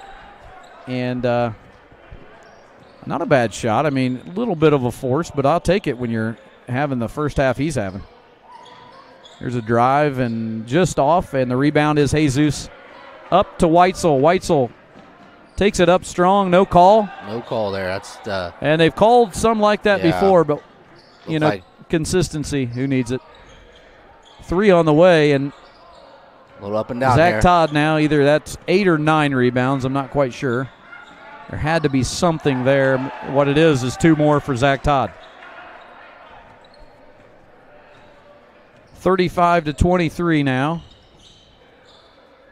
Coach, we may not get a break here. It's hard to breathe. You're trying to keep up with this action. Yeah, there's a lot going on here, I'm sure. There's Zach Todd with either 9 or 10 rebounds here in the first half. And that one knocked away. It's over to Jesus. Inside to Light now from Dowling. Light under the basket, gets it to Todd. And they're going to call him for 3 seconds. You like the unselfish play there before everybody. Yeah. I think we passed up 2 or 3. Would say decent looks for something better, but you could call. It's kind of like holding in football in high school. You could call 3 seconds almost every possession, but they just decide to do it whenever they want, and usually it makes me mad. But it is a rule, so we'll take it. That's charge. No, yeah, we'll take it. But honestly, I would have called nothing there. But that's why the IHSA will probably send me a letter on Monday. They'll tell me to be a little less. I don't know. Anyway, it's a charge. Here comes Weitzel into Zach Todd. Zach Todd up with it. That one's not going to go, but Alex Light saves it. Right back to him, and he can't make that one go either. So Zach's having a little bit more trouble here in the second quarter than he had in the first quarter. Still making things happen, though, taking the charge and getting the rebounds. It's going to, looks like, put him on the line here. The free throw is going to put him 1-on-1. 40 seconds to go here. We're looking just to close this half on a good note here. Keep that double-digit lead. Zach Todd getting a much-needed break. He's been out there the whole time. Carlos Artiega's in now. Dowling has not had a break the entire half. And there on cue, he gets the rebound. And he's handling things. Now to Jesus. Jesus with a full head of steam there, and he can't make that one go. And now we're going the other way with a full head of steam. And that is good by Reichard, which cuts it to 10. So we're going to have a 30-second timeout. We'll stay here on the Wes-Del Sports Network as we get through this timeout. So 10-point lead, 25 seconds to go. Coach, probably think we keep for one here. Yeah, you're right under that 30 mark, so it'll be interesting to see here if Coach holds something for one. Looks like Southern Wells, I'm guessing here, would probably put some pressure on or something. You use a timeout here with under 30 seconds to go. So you look for them to maybe pick up some full court here, see if they can try to get it under 10 here. But for us, it's just more or less is handling the ball here, get a good shot. We don't want to, we want to go into half either up 10 or more. That should be our focus right here. Is no opportunity for them to get a shot here before half. I want to mention that the down there at the scores table is our Director of Academic Services and our 6th grade basketball coach, Jason Slopsma. He's on the book tonight. Yeah, right where he should be. Nobody knows numbers quite as well as that guy. He knows all 10 of them. Going to crunch the data here for us at halftime. Yep. Down to 17 here. Alex gets it out to Jesus. Jesus with the drive, and it's kicked over to Weitzel. If he's got time, it could be trouble. Good nice rebound by Jesus, and a nice shot fake. It's up. And Jesus will go to the line shooting 2. There's been no shortage of fouls in the first half by both sides. I'll agree with myself. You're right. Yes. If you're caught over there or something? I was listening to the official there. They've been pretty consistent. Well, you've got to say that to make up for all the stuff I've said. That's your role. You took your optimistic pill tonight. I don't really like it. Well, you have an opportunity to go in here, double digits in the halftime. So anytime you go in. Nice pass. Yes, great nice pass. effort. Just how you. Jesus with an excellent pass to end it to Carlos. And I'll tell you one thing, Carlos was right in his range. Yes, that was, that's exactly how you want to draw it up there. That is exactly how you want to do it. So as the the second quarter and the first half ends, it is 38-25. And we'll be back here shortly with a little bit of halftime. I don't know what we're going to talk about or who we're going to talk to, but we might actually be able to talk to Principal Adam Perdue if he decides he wants to. So we'll be back here on the Wes-Del Sports Network.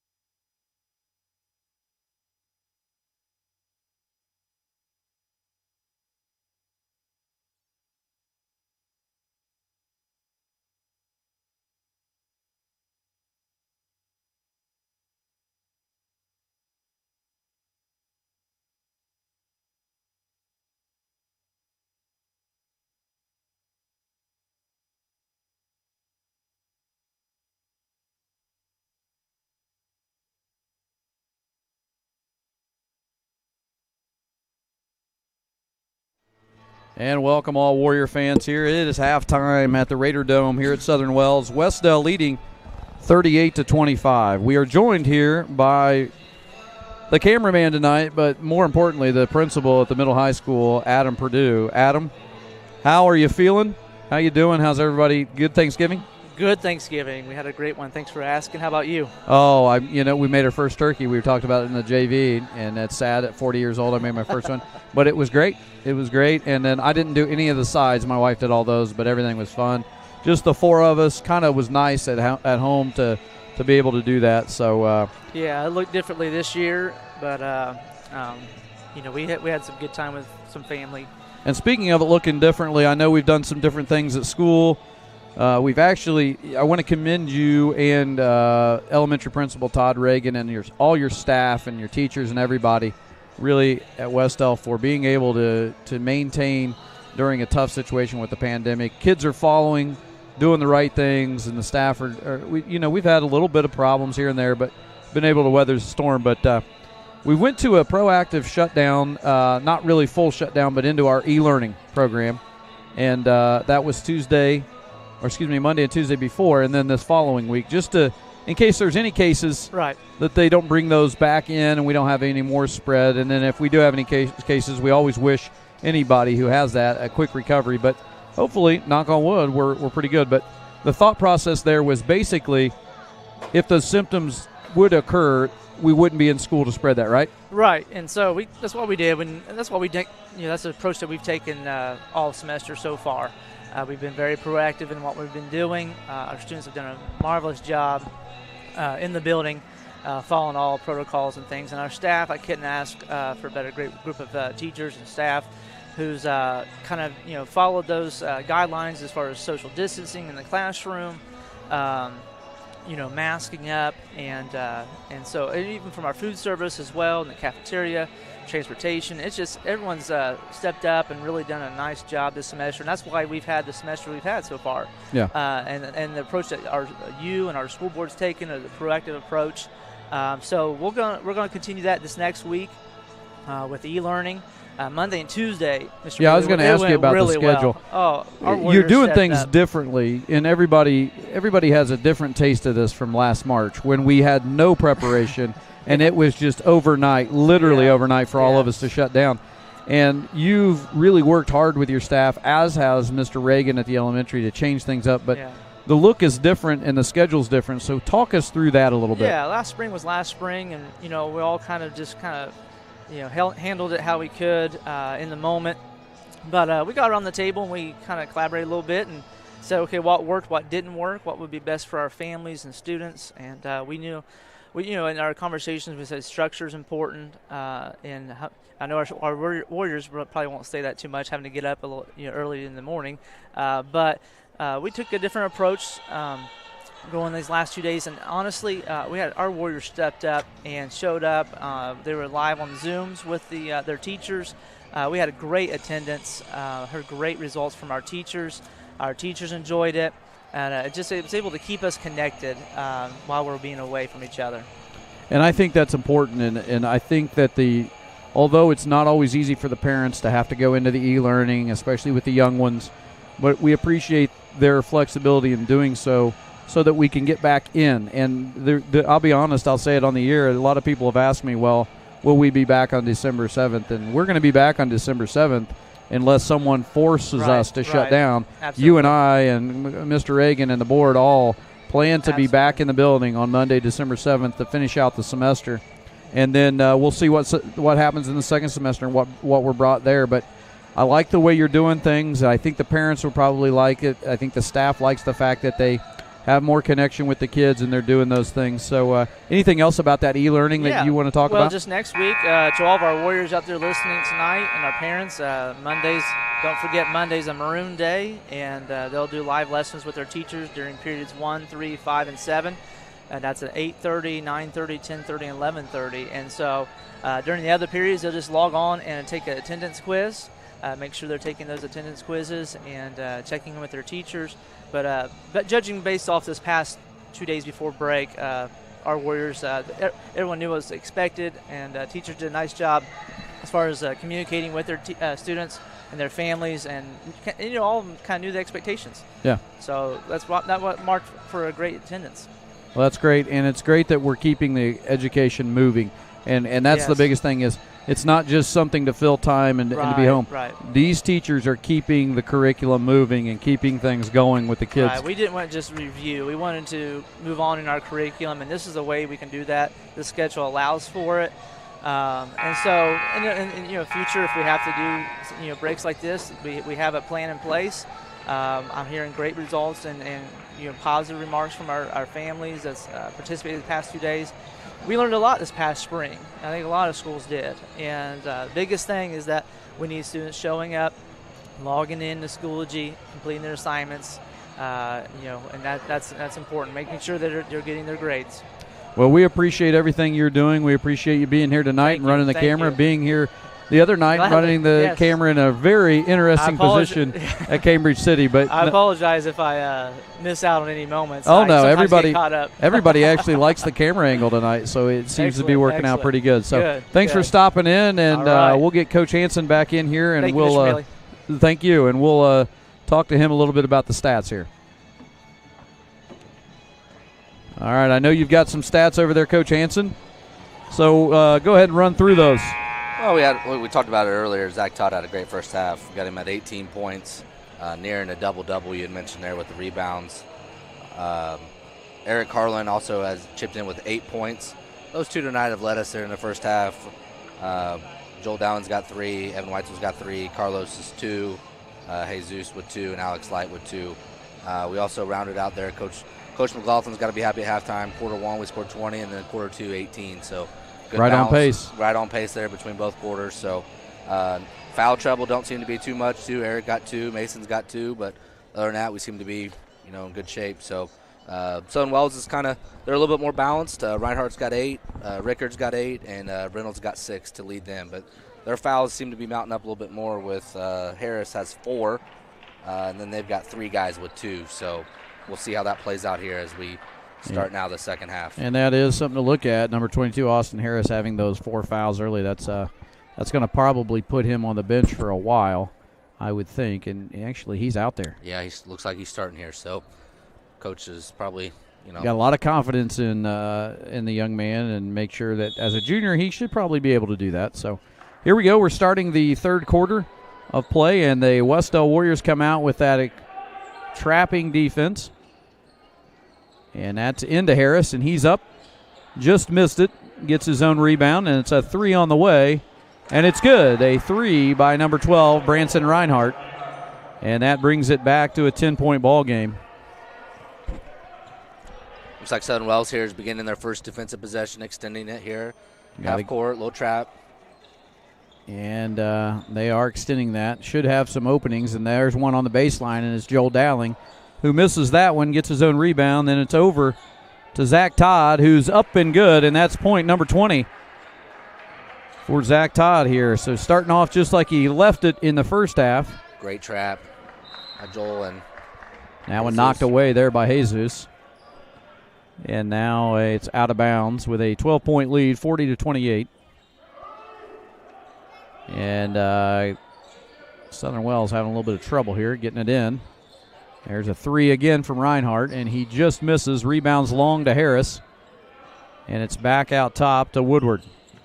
Woodward gets it over to Reinhardt. And now a 3 on the way.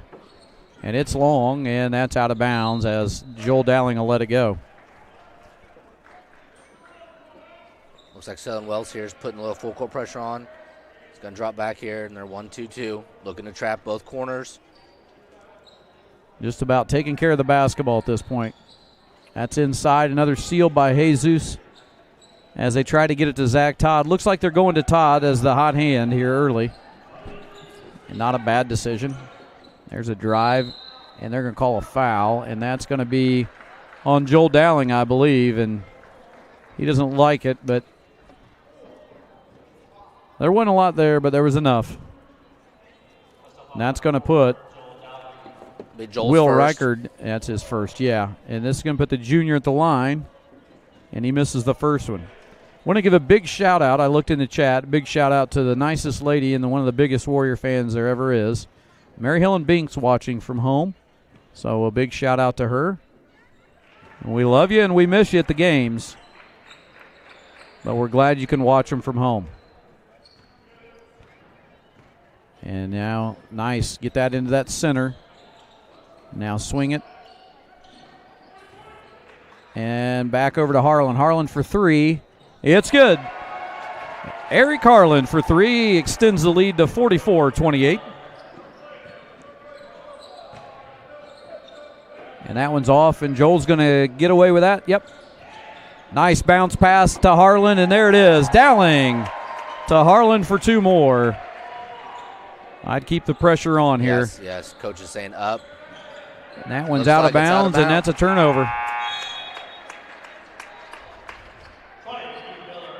Looks like they didn't count that one as a three. So I am actually off on my score. I have 40. It's now 45-28. Or 29. I don't have that score. Zach Todd trying to muscle in. He does, and they're going to call him for an offensive foul.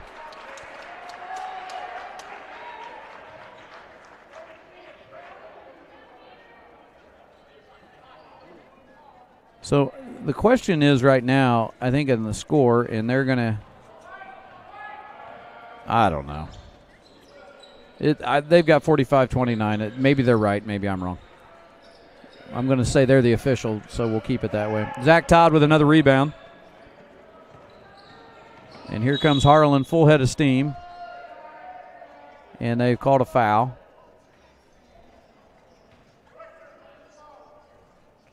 On the out ground. Of bounds. It's on the ground. It's going to be out of bounds. And Eric Harlan, that's the second week in a row. He's bounced it off, and now he's going to the foul line. And I believe Harris just fouled out.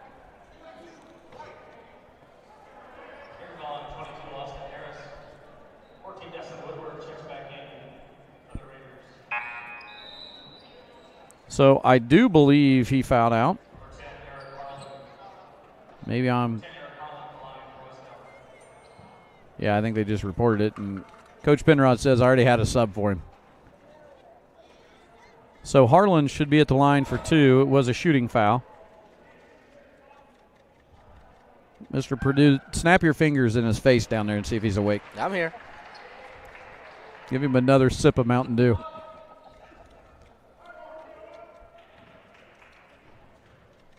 Harlan makes the first. Here's the second on the way.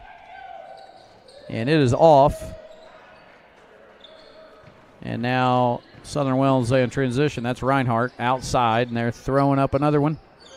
And that's Zach Todd with another rebound. He has to have a double-double at this point. Yes. There's Dowling handling it inside. Nice pass inside to Zach Todd, and that is Joel Dowling with the assist. At this point, you're seeing our defense is picking up. We're creating too much. We're speeding them up. We're getting deflections. We're getting steals. Speeding up their shots. And we did knock that one away, so it'll be out of bounds here. I don't have the same clock that they do. I tell you what, I am a mess over here. Here's the inbounds. That's knocked away and steal by Zach Todd. Nice bounce pass to get that up. Eric Harlan trying to handle. Get it out of there, Eric. Zach Todd for three, and it's just off.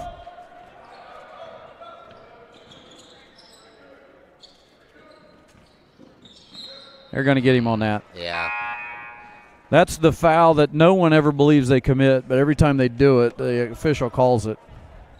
And as a player, you always hated it. At least I did when they reach around when you drive by. But anyway. Mason Cox enters for the Todd father. Picked up his third there. He's going to have to go to the bench for a little bit. There's a three on the way. And it's just in and out. And look at that. I thought that was going to make it. And they're going to call Eric for that one. So he's going to go over and make sure he's okay. Good sportsmanship there. You hate to see that. He had something he saw there. we're going to date ourselves, but a little Magic Johnson look. He was trying to bounce that thing across the court. And then you hate to see a foul right after that. Yeah, he really wound up there. He was going for that block, which he had one earlier in the game. Yeah, he did. He had a block like that. So he did. It's the worst thing that happens to guys like me, guards, that you get a block and then you think you can block everybody. You think you're Dikembe Mutombo. And the next thing you know, you're in foul trouble. Yeah. Carson Ashley comes in replacing Harlan.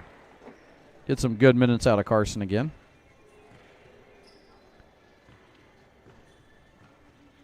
It's going to be a big stretch here for 4 minutes here. 2 guys on the bench with 3 fouls. And there's Mason Cox with a nice block out and rebound, and it's Wes-Del going the other way. So it's the next guy up, and you still got scorers out there. I feel like the officials are trying to call it a little tighter this half. Yeah, they are. They're trying to get rid of some of that bumping hand checks that were going on. Here's Jesus handling now over to Weitzel. Nice entry pass to Joel Dowling. Knocked away, and we're going the other way, but Jesus gets it back, and he is shoved out of bounds there, and that's a foul. That'll already be the 4th foul on the half there for both teams. Like you said earlier, the officials are definitely. Gives us a great opportunity to say hello to Pam Meyer-Fisher.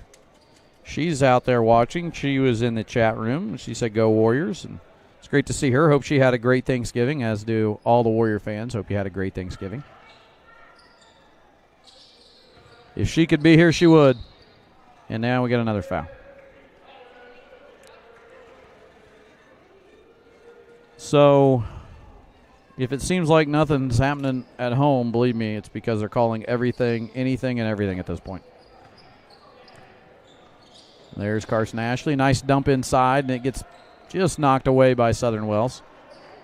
And Joel Dowling continuing to harass. And now here they come, and a 3 on the way. And it is off, and that rebound will go to Jesus, and Jesus is ready to go the other way. Trying to dribble split, and now another foul. And that's 6-4 on the fouls right now. Southern Wells leading that column, and the next one will be bonus. Weitzel has it now as he brings it across half court. Nice pass down to Mason Cox. Mason kicks it back out to Weitzel. 3 on the way, and it's just off. And now another whistle, which means another foul. Got Mason there over the back. Going after that offensive rebound. You're going to have a drink of your Mountain Dew. Oh, they went ahead, and I thought they were going to have a sub there. He's standing out of bounds. He was literally standing out of bounds with the ball. Here's Dowling kicking it to Weitzel. Nice drive. Ooh, he's got to go up with that one, I think. Yeah, he was at. And an and one here.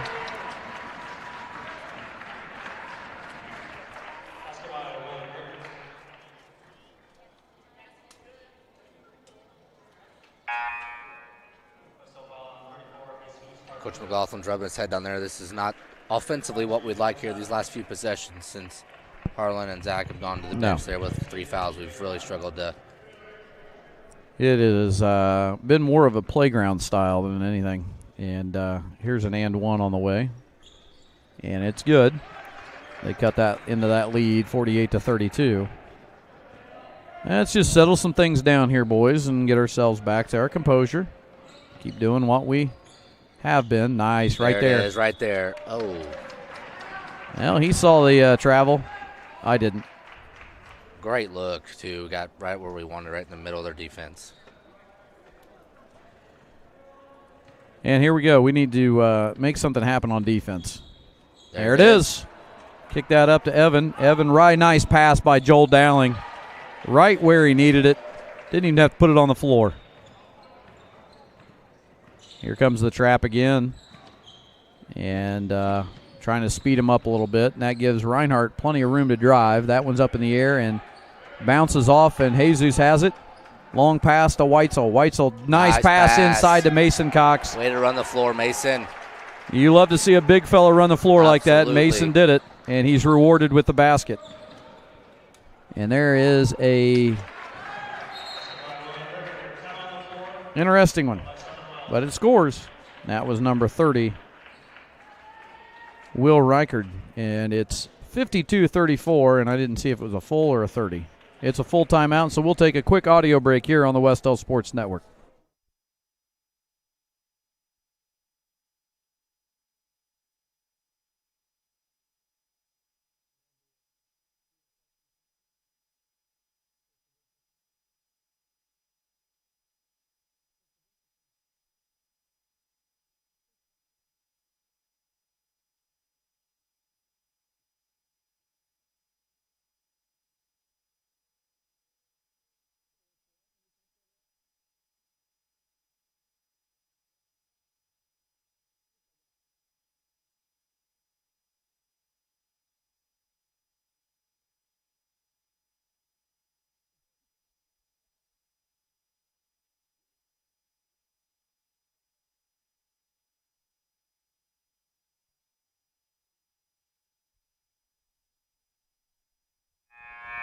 And we're back here out of the timeout.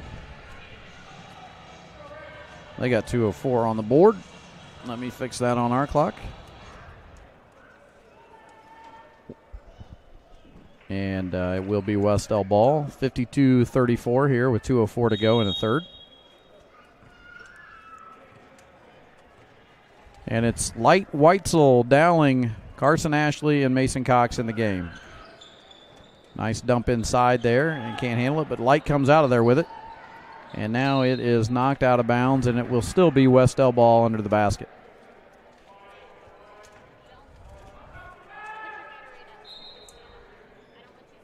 That one up to Dowling. 3 on the way. It's good. Downtown Dowling for another 3. It's 55-34. Good deflection by Joel.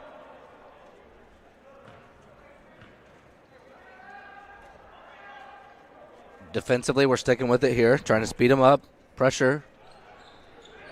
And we will get that one. And I don't know what he's going to call. Jump ball. I don't think he knew. He blew his whistle and put his hand up. That's all right. Nevertheless, it's our ball. We'll take it. 1:34 to go in the third. And Weitzel right back to Dowling on the inbounds, and here they go on the attack against this zone trap. Nice drive, and a good idea there from Weitzel. Alex Light gets poked away by Southern Wells, and there's Weitzel trying to make something happen, and Reinhardt. Alex Light up to Dowling. Dowling now driving it. Nice bounce pass to Weitzel. He is fouled and can't get it to go. But he will have 2 at the line.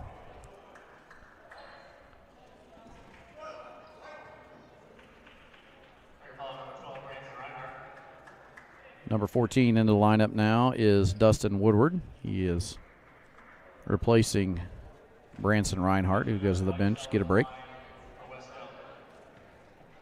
Good minutes from some guys on the bench tonight, and that one is off. And they're going to get Mason Cox over the back again. Here's what I'll say, though. Mason gets his fouls. It's not because he's not doing what he's supposed to do. He's in there to rebound. He's in there to screen. So all of his fouls tonight have been on rebounds or on a screen. So that's what he's in there to do. And if you're doing your job and you commit a foul, as a coach, I can always handle it. Absolutely. And now we're in bonus. You wouldn't think that they've called that many fouls, but by gosh, they have. And that's off. I'm telling you, give her the headset. There's a nice pass. Carson Ashley for 3, and it's just short. Right to Carlos Artiega, who just came in the game, and Carlos has hit his career high, 4 points. And that one's off, and it's out of bounds. Carlos has tied his career high at 4, which I know that because I was on the bench last year, and I can tell you 4 was his career high. And let's see if he can break it tonight. And there's another foul. It's going to put Evan Weitzel on the line, and a 1-and-1. So, but nothing away from Carlos. Those 4 points have been really good points, and he's been a hard worker in there. But he will tell you, I'm going to tell you, if we had him up here, he'd say, offense is not my role. But he has had a couple nice little plays there. And Weitzel misses another one. He does a great job playing with inside himself, too. You're not going to see him try to do things outside of what. Knows his role, absolutely. That's a nice three-pointer there from Southern Wells. That's number 10, Tanner Johnson. About 30 seconds remaining in this quarter as Joel Dowling is bumped, and it'll send him to the line. And at this point, everyone in the gym feels about the same way about the fouls. And I'm not going to argue that they aren't fouls, okay? So let me just say that, but it feels like they're just calling so many things. But it's just how it feels. And last 3 opportunities at 1-on-1, we've missed the first one. Nice drive there, and now they're going to call the foul. That's one there. Joel just kind of was trying to get out of the way. It's a good thing you went to Ivanhoe's before. They're going to be closed for sure. Yeah, there's going to be a lot of free throws the rest of this way.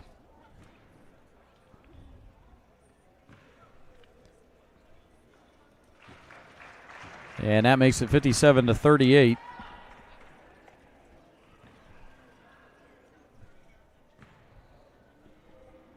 Two nice free throws there, 57-39.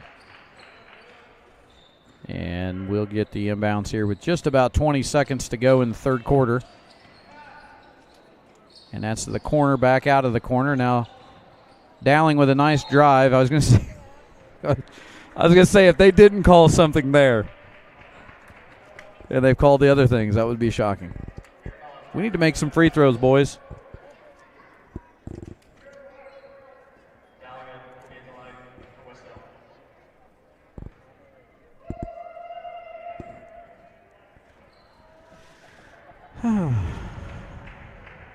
Well, we're in double bonus, so we get another opportunity at it. Come on, Joel.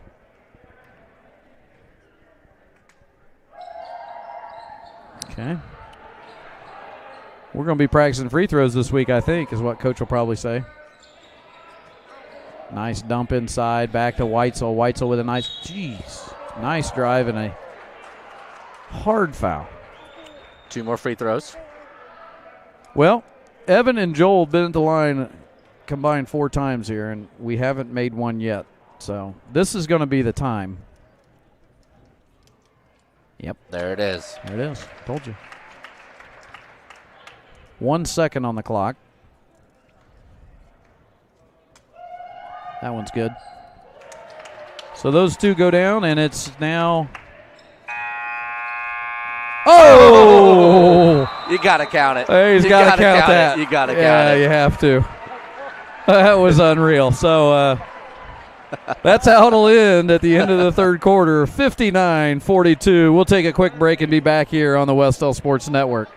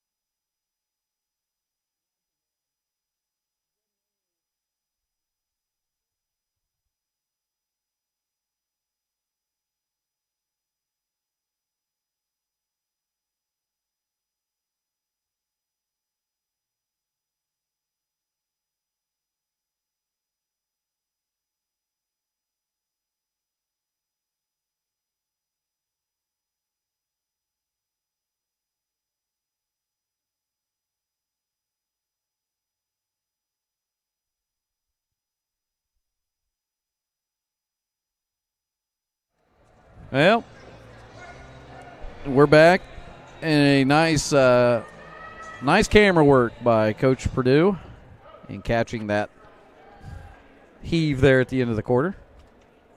and it will be Southern Wells ball to start the quarter. It's 59-42.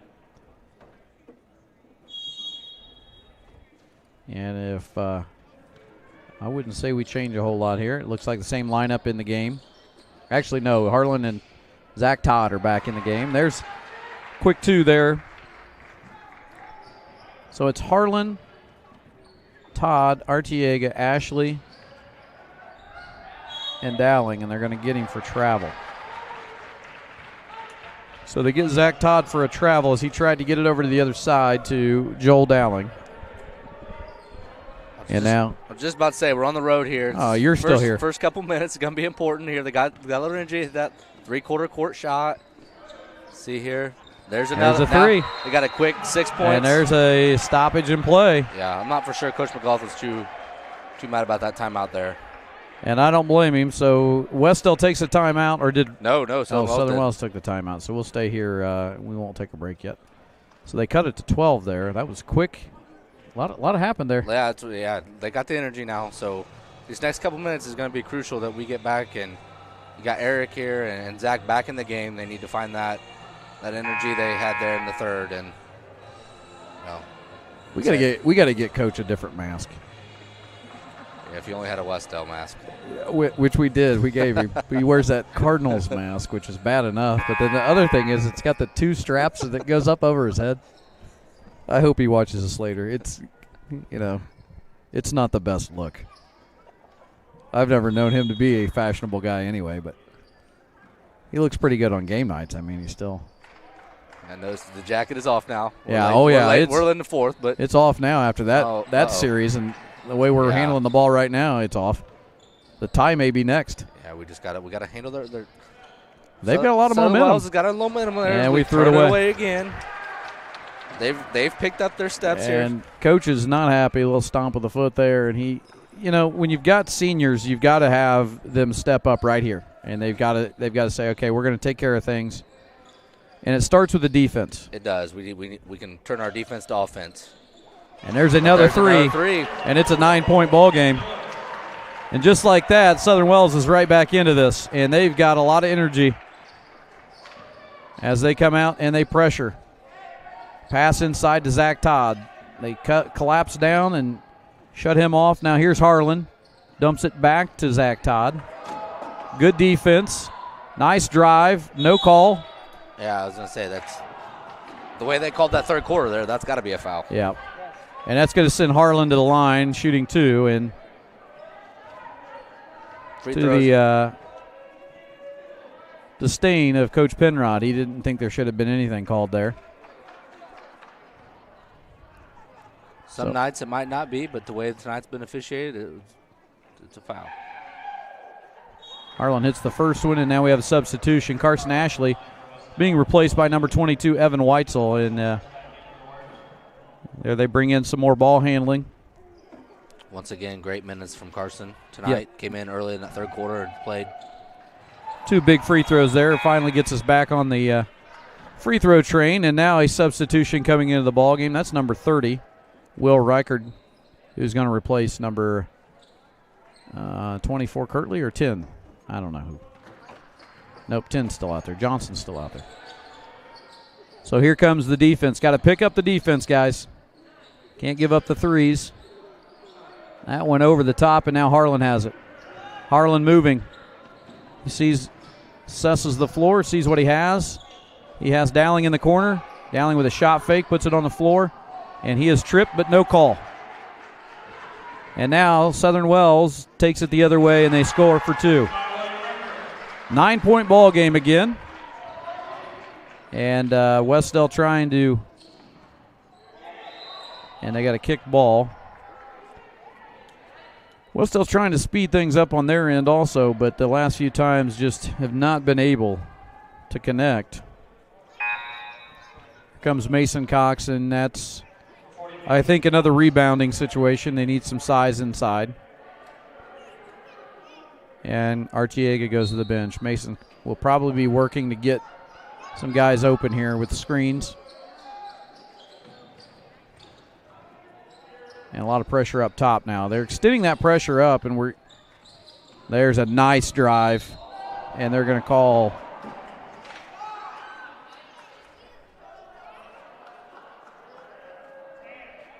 They're going to send Weitzel to the line. Nice drive by Weitzel there. And the foul's on number 14. That's Dustin Woodward, the junior. Did a great job there hating on their ball pressure. They're really starting to get up in us. And now we're back to hitting our free throws, which we need to. Very important. It's going to be crucial. Final 5 minutes. It's going to be crucial. You got to stay away from those big words. Stay inside your range. Hands. Nice hands by Weitzel. And a nice up. Get in there. There you go. There's that defense leading to offense. And just like that, Weitzel with another and one opportunity, or excuse me, another opportunity at the line. The last one was just 2. And now some size coming in for Southern Wells. That's Owen Vickery. Tanner Johnson goes to the bench, and Weitzel has the and one at the line here.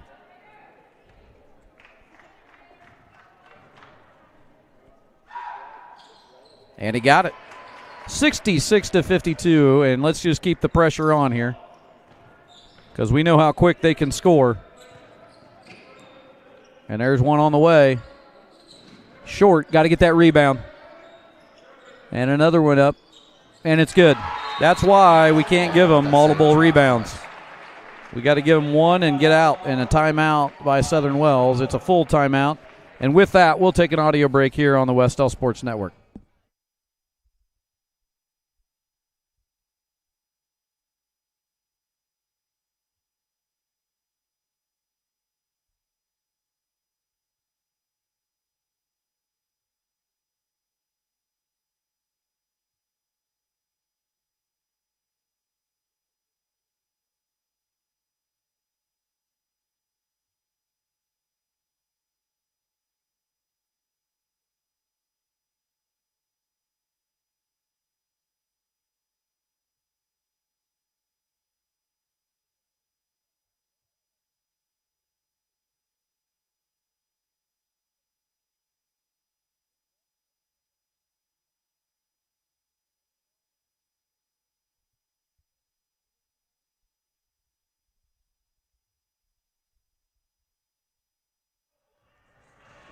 And now we're back.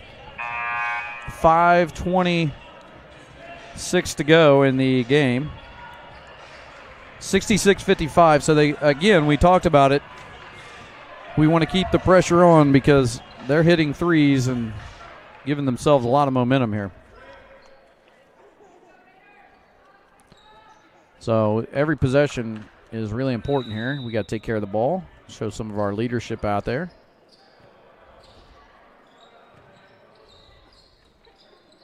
Harlan has it. He's trying to look inside now. Quick pass cross court to Dowling. 3 on the way.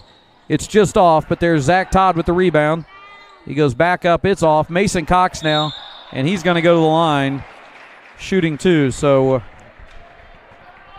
good effort on the boards by Cox and Todd. Overall, it's a really good possession right there. You like the cross-court pass there. Joel had his feet set. Great shot from I'd take that shot any day. Absolutely. From Joel Dowling. Cox's first one's up, and it's off. Come on, Mason, get this one here. Don't want to go out here with an empty possession. Second one up, and it's just long. And here comes Southern Wells again. They've been hitting them, and there's a deep one. And it's off. Got to get that rebound. And it's our possession, so we'll take it just as good as a rebound. Good box out. And here we go with an 11-point lead. Oh. Don't want to do that right there. Oh, they're extending that. They're really getting those second-level guys up past the volleyball line there. So look for that middle now. Zach Todd to be able to work in there and get the ball in the middle and play out of it. Try not to pick that dribble up there for our guards. There it is. There. Got to spin the other way. There you go. There it is. There. Oh. And he just can't get it to go. I tell you what, they're going to get Evan Weitzel for a foul there. Not. It's about 90 feet from the basket. You hate to have that. Now it's going to put him on the line. and the opportunity for the score points with the clock stopped is not what you want right now. I tell you what, Zach, for everything that was going for him in rolling in the first half, they've just been rolling out on him in the second half here a little bit. So, again, great footwork. The up and under's there. But and he's going to have his opportunities because they're going to have to extend there, and that middle's going to be open. Just look for him to make the right play out of that sometimes. And opportunity here to cut it to less than double digits. And they do. You got to dig in here and got to make some quality possessions. Here they are again extending it. I don't really think that the defense is that tough. That we got to take care of it a little bit better. Nice pass. Come on, Mason. And he can't make that one go. I'll take that shot, though. And that big break there, we got to take advantage. As they throw that one out of bounds, does Southern Wells. So, see, we are almost not attacking that enough, I think. I think we got to attack in there a little bit more, and we're just a little sloppy with the ball. And finally, Coach takes a timeout to talk that over, and hopefully that's something he wants to talk about. Great timeout there to save that possession. It's a full timeout, and we're going to stay here. So what I'm saying is I feel like we're kind of lobbing it over the top back and forth, the guards are, when they're really not coming at us that hard until we get right across half court. So I don't know. I understand the reversal, try to make that zone move, but really when they're not coming to pressure you, I think you take a couple more dribbles, make them commit to the trap, then get rid of it, and that will move them more, and that'll also free up that middle to those bottom guys. I'm sure that's what Coach is probably going to talk them through. Yeah, he's going to talk to him here about their diagonal passing because, against a odd man front here, you really want to look at those diagonals. Once you get the ball in the middle, you're going to have a 3-on-2 there with Zach. If he can look to attack, and then you're going to have a shooter in the corner, whether that be Joel or Evan or Eric or, so.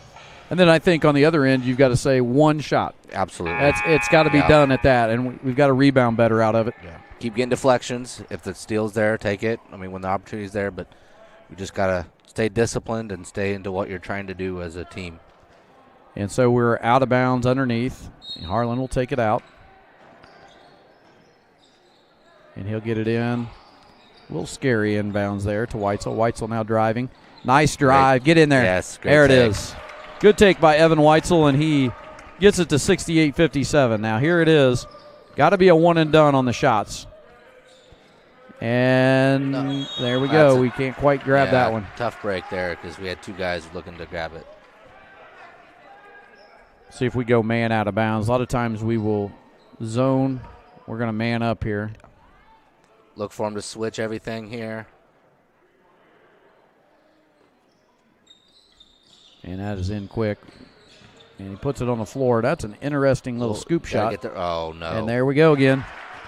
We've got to get the rebounds. Got to secure the ball on the rebound. We're getting what we want on the first defensive stop, and it's just getting that rebound. And here we are again, not handling this very well. Nice pass right there to Weitzel. Great look by Eric Harlan. And Weitzel finishes. So 70-59. Again, defensively, we've got to just give up one shot, get the rebound, and get out. They look to shoot from just about anywhere. That's got to be our ball. Come on. And there we go again.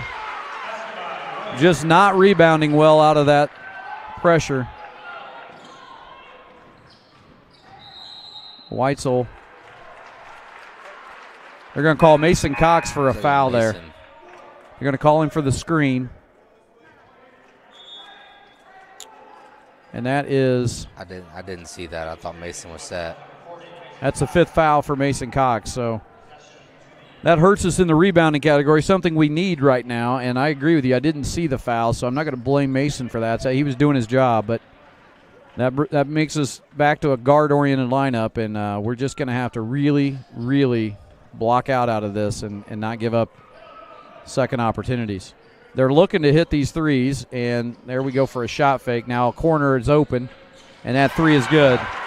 This is what I was afraid of. We've got to weather this and try to get some things going. And there's nothing there. Swing it. Nice move there. Dowling for 2, and it's long. And the rebound is to Southern Wells. Southern Wells with a full head of steam. Now stolen by Dowling. Dowling headed the other way. This is Harlan. Great. Harlan with the miss. Regroup. Zach Todd. It's got to be a foul. It's going to come down to free throws, it looks like, because we just cannot get outstretched to pass them. Defensively, our top three have got to do a better job of not letting this guy dribble right down us. I mean, we're not getting the trap like we were. They're splitting it and getting in the middle of the zone and then getting the shots in the corner. So our top three guards have got to come together and stop the ball. Todd's first one's up, and it's good. Free throws are going to be big here in the last 2:19.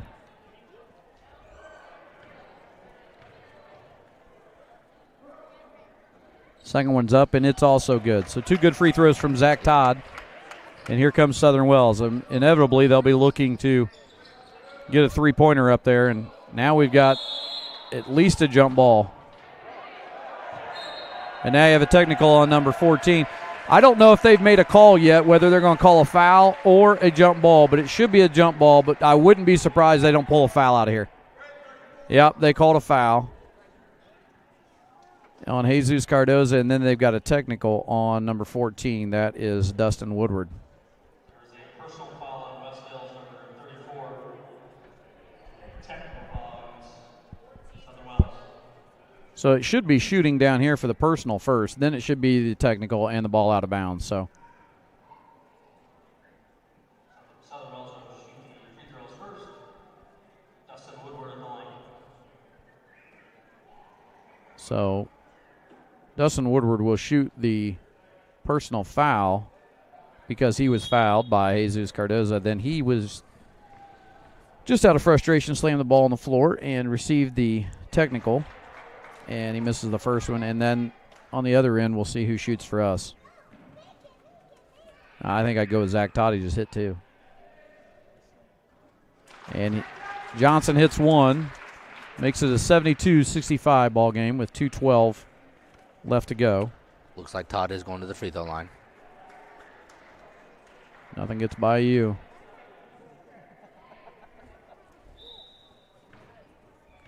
And here is Zach Todd at the line. First one's up, and it's short. Again, these free throws are big. And then we get the ball out of bounds, and we'll see if Coach, he's got 4 timeouts. He usually keeps those timeouts. Zach hits the second one. And so we get the ball out of bounds, so that could be a pretty big situation there with the technical because we get that possession. See if we can handle it. So now they're going a little pressure up top. They're putting a lot on him. And there's Dowling to Zach Todd. Zach will go in, and he just misses again. Defensively, there's a basket right there. And now it's cut down to 6. At this point, you can't get the clock to go fast enough to get out of here. Yeah, you just got to take care of the ball here. We're getting a good shot. So don't need that one. No, that's. And there's a travel. This is just a momentum situation, Coach, and it's not our momentum. It's going the wrong way. 1:38 to go. It's 73-67. This is when you're looking for those senior leadership, somebody to step up, make a play here, keep the poise, get a stop. Starts here on the defensive end. 2-possession ball game for Southern Wells. The way they've been shooting it might be pretty easy for them. Get right back in this thing. Looking for a shot right now. A step back 3 is on the way. We've got to rebound that ball. Joel Dowling comes away with a big rebound.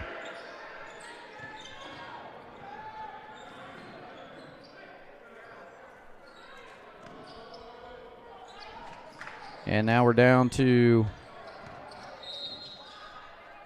got 106. I think Coach took a timeout there. Yeah, I really want to make sure that we get what we want here. Understand the situation. 2-possession game in the double bonus. It's a good timeout there. It's either got to be a foul, we take care of the ball, or the shot that we want. So both coaches now, it looks like, are down to, I had them off there. Both coaches are down to 2 timeouts as I tick those away. Sorry. So it's 2 each, and 73-67, as you said, this is a key one where you want to, first of all, get the ball in, take care of it, and they've got to start stopping the clock. Really one of these where, unless it's wide open under the basket, you don't need to force something right now. You don't need a 3. Yeah, and I don't think Southern Wells is going to foul right away here. I think they're going to try to play a little bit out and see if they can get probably a a good idea. Yeah, that's the right thing. Something. So we got to take care of the ball and then know what we want. Even if Wes-Del scores quick, you don't foul. You just go and then you get the ball back. So Coach probably went over, what we're looking for offensively. Assume we'll go into the backcourt with it, and there we did. They're really putting a lot of pressure. They are putting a lot of pressure on us there, and there is that's thrown back into the backcourt, and that's going to be an over and back. Substitutions now for Southern Wells. Again, that's not what you wanted out of that. So 56 seconds to go. And Southern Wells gets it back. And here we go. They've got to be on top of the shooters here. We've come out of our trapping a little bit. Now we're back into a flat 1-2-2. And there's an easy drive. Should be a timeout, I would think. Maybe not. We didn't really stop the ball. Down to 4 now, the 4-point lead. And here's Weitzel. He's got time into Zach Todd. Zach Todd is fouled with 31 seconds to go. He will go to the line. Not a bad foul if you're Southern Wells. No. Stop the clock here. Regroup here a little bit. These are going to be 2 big free throws here for Todd. Gives both coaches a chance to set up what they want here after these free throws. Coaches both looking at the bench. Here's Zach's first one. It's good. So even though we talked to Coach Penrod earlier in the game, or earlier in the night, he told us they don't score a lot, but they've put up quite a few points. They've held right in there with us. So he's got to be pleased with his offensive output and things to look for in the future of his season. And Zach's second shot is up, and it's good. Those are 2 big free throws right there. Yes. Now you need 1 stop, secure the rebound. Stop. And that's a turnover. We'll take it. And that is a turnover back over to the Warriors with 24 seconds remaining. Here comes Jesus Cardozo. So Carlos Artiega came in for some defense, and now Jesus will come back in for some offense. Gives you another ball handler, another free throw shooter. We got to know our situations here. We got timeouts, so we get in trouble. We got timeouts to, if anything. And there is Harlan. He's got to take care of it, and it's stolen away. And that's got to be a charge. Yep, absolutely. Great job by Zach Todd. Yes. Heads-up play. A heads-up play there.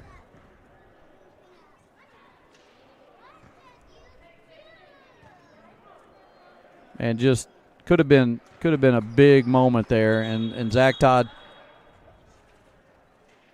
I don't know what we've got going on now.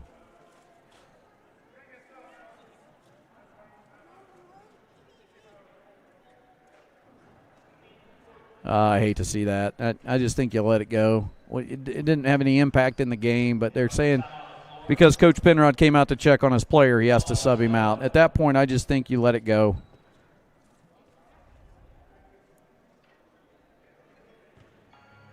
I think they're telling him now if he takes a timeout, they can resub. You can put some sub there. Yeah. So he's going to take a timeout here. So he does get charged with the timeout. I just hate that they're going to say just because the coach went out to check on a player. That's just me saying let it go. Have some savvy. But I'm sure they're being watched and they're being observed and whatever. And I'm sure Coach is probably okay with it because he's probably going to take a timeout here anyway because it's going to be our ball out of bounds. There you are. So There's that optimism I love to see from you. 6-point game here. They're setting up their defense. Take a break and drink your Mountain Dew. It's gone. Well, no wonder. You're talking now. And there you go. We've got 20. It's 19.7 on the clock at 20 on our clock because we don't have the tenths on there. So 75-69. You know they've got to deny. Southern Wells is denying the inbounds, and then they've got to foul. So if you're Wes-Del, you want to get it to You know, I mean, really anybody right there Yeah. out of that group, you're looking at any of those guys. Zach Todd, Joel Dowling, Evan Weitzel, good free throw shooters. Jesus has taken it out. See if we get a screen. They do get it to Weitzel on the far side, and then they do foul Weitzel. 18 seconds to go. Evan will go to the line shooting 2.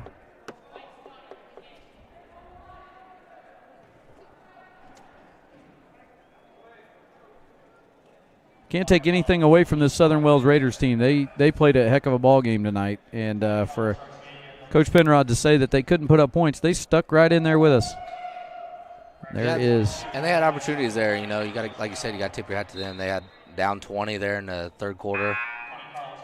Here comes Carlos Artiega in for defense. He's replacing Jesus, and Evan's first one's good, so here comes the second one.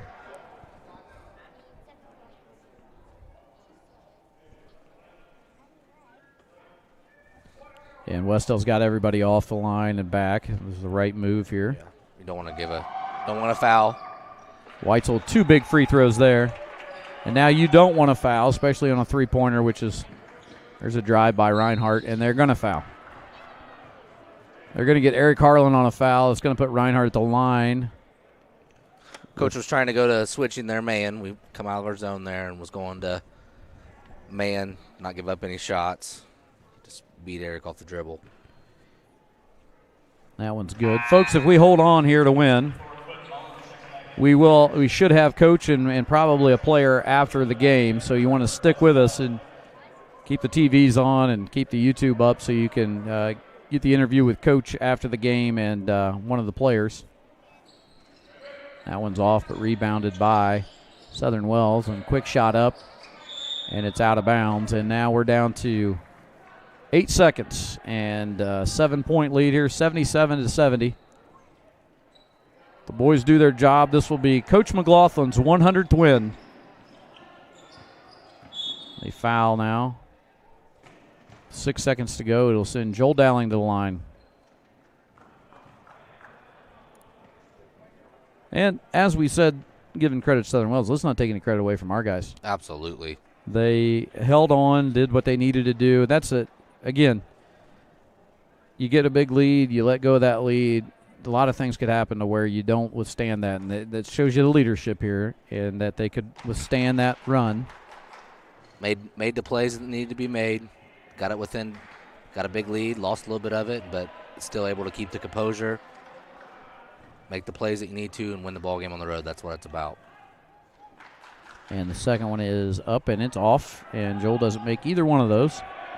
Again, I'd like to also congratulate Coach McLaughlin on an outstanding milestone. Hey, congratulations. There it is, folks. It's final. It is 77-70. Wes-Del wins, and it is the 100th milestone win for Coach John McLaughlin in his 8th year at Wes-Del. So if I tell you what we could do for him? We could get him a new mask because that one's ugly. So for 100 wins, we'll buy him another mask. So we'll be back here on the Wes-Del Sports Network with post-game analysis and hopefully Coach McLaughlin, and maybe he'll bring up a player. So we'll be right back with you here on the Wes-Del Sports Network.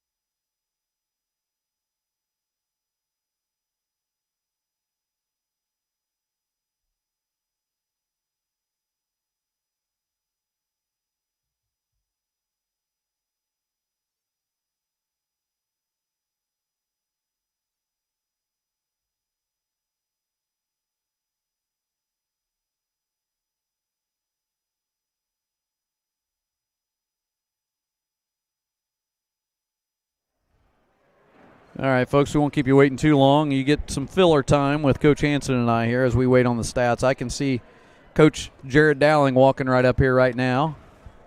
He has got the stats. He'll give those to you, Coach Hanson. But in the meantime, if you weren't with us right at the end there. It is the 100th win for Coach John McLaughlin, and big milestone for not only Coach but the entire program here at Wes-Del to hit that 100 mark. So I know that he'll probably be very humble about it when we talk to him. But as the superintendent here, and we're very proud of him. We're proud of the program, proud of the boys. But as we break some of that down, it was a very large lead there in the third quarter, and then Southern Wells came storming back and put up 70 points of their own. And I know Coach will probably have some things to say about the defense, and he's happy to squeak out of here on the road.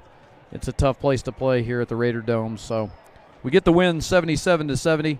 Coach's 100th, and you've got stats over there. So what stands out to you, Coach Hansen? Well, like we talked about at halftime, obviously Zach Todd tonight offensively had a big night, and defense. He ended with 27 points and 16 rebounds. So wow. That's a outstanding night for a game of basketball. If you can finish with 27 and 16, you've that's a heck of a night. Yes. So 16 rebounds is unreal. Yeah, and we were talking about that early in the game. He felt like he got right off the bat, got 6 to 8. It felt like in the first few minutes of the game. So we always mentioned the last two games that he can get you a double-double every night, but that's a big double-double, 27 and 16. So Evan Weitzel was 18 tonight. That's a big game for Evan. Nice job. Free throws. He was 10 for 13 from the free throw line, so that's he had some big free throws there. Obviously, we were struggling at times too. So what's as you talk about that. So last week not last week, but the other night we had Dowling and Harlan leading us, and now the other two guys had 14, which nothing to take away from. Now you flip-flop that. Now you've got Zach Todd leading us. You've got Evan Weitzel right behind him, and Eric had his 60. He had 16 tonight as well, and Joel had 6. And you could tell in the game plan tonight from they were all over Southern Dowling. Wells. They were they wanted to make sure they'd limit. And you know what? Joel stayed within himself and passed the ball and made things happen. And that's what they talked about that in the Star Press article earlier this year about how it doesn't really matter. They're not worried about who gets it just as long as they get the W. And as you can see, Joel had his opportunities on some threes, but then he knew it was his night to distribute because they were all over him. They were doubling him and they were doing different things. Yeah, and again, you got to tip your hat to Coach McLaughlin and the culture that he's building there and that team trust, family atmosphere that, tonight the game plan, you could tell they left the middle open. And they were really flying out at the shooters, and Zach Todd had 27 and had a lot of opportunities inside. So, on a nightly basis, that could change. How did we do on distribution of the basketball? I didn't probably not as many as we had the other night. No, it looks like total assist. We're looking at 13. Yeah. Which again, I felt like tonight we had a lot more offensive rebounds. The other thing about that points, we had 15. Yeah. So the other thing about that is a lot of those passes were to the high post, and then they had to put it on the floor. And when you put it on the floor, a couple dribbles, that negates the assist at that point. So it was just a different game to where we didn't get in that flow where Eric could dish it or Joel could dish it as much, but they still did a nice job in there. Turnover-wise, we got to mention some of the negative. What do they have unofficially in turnovers as a team?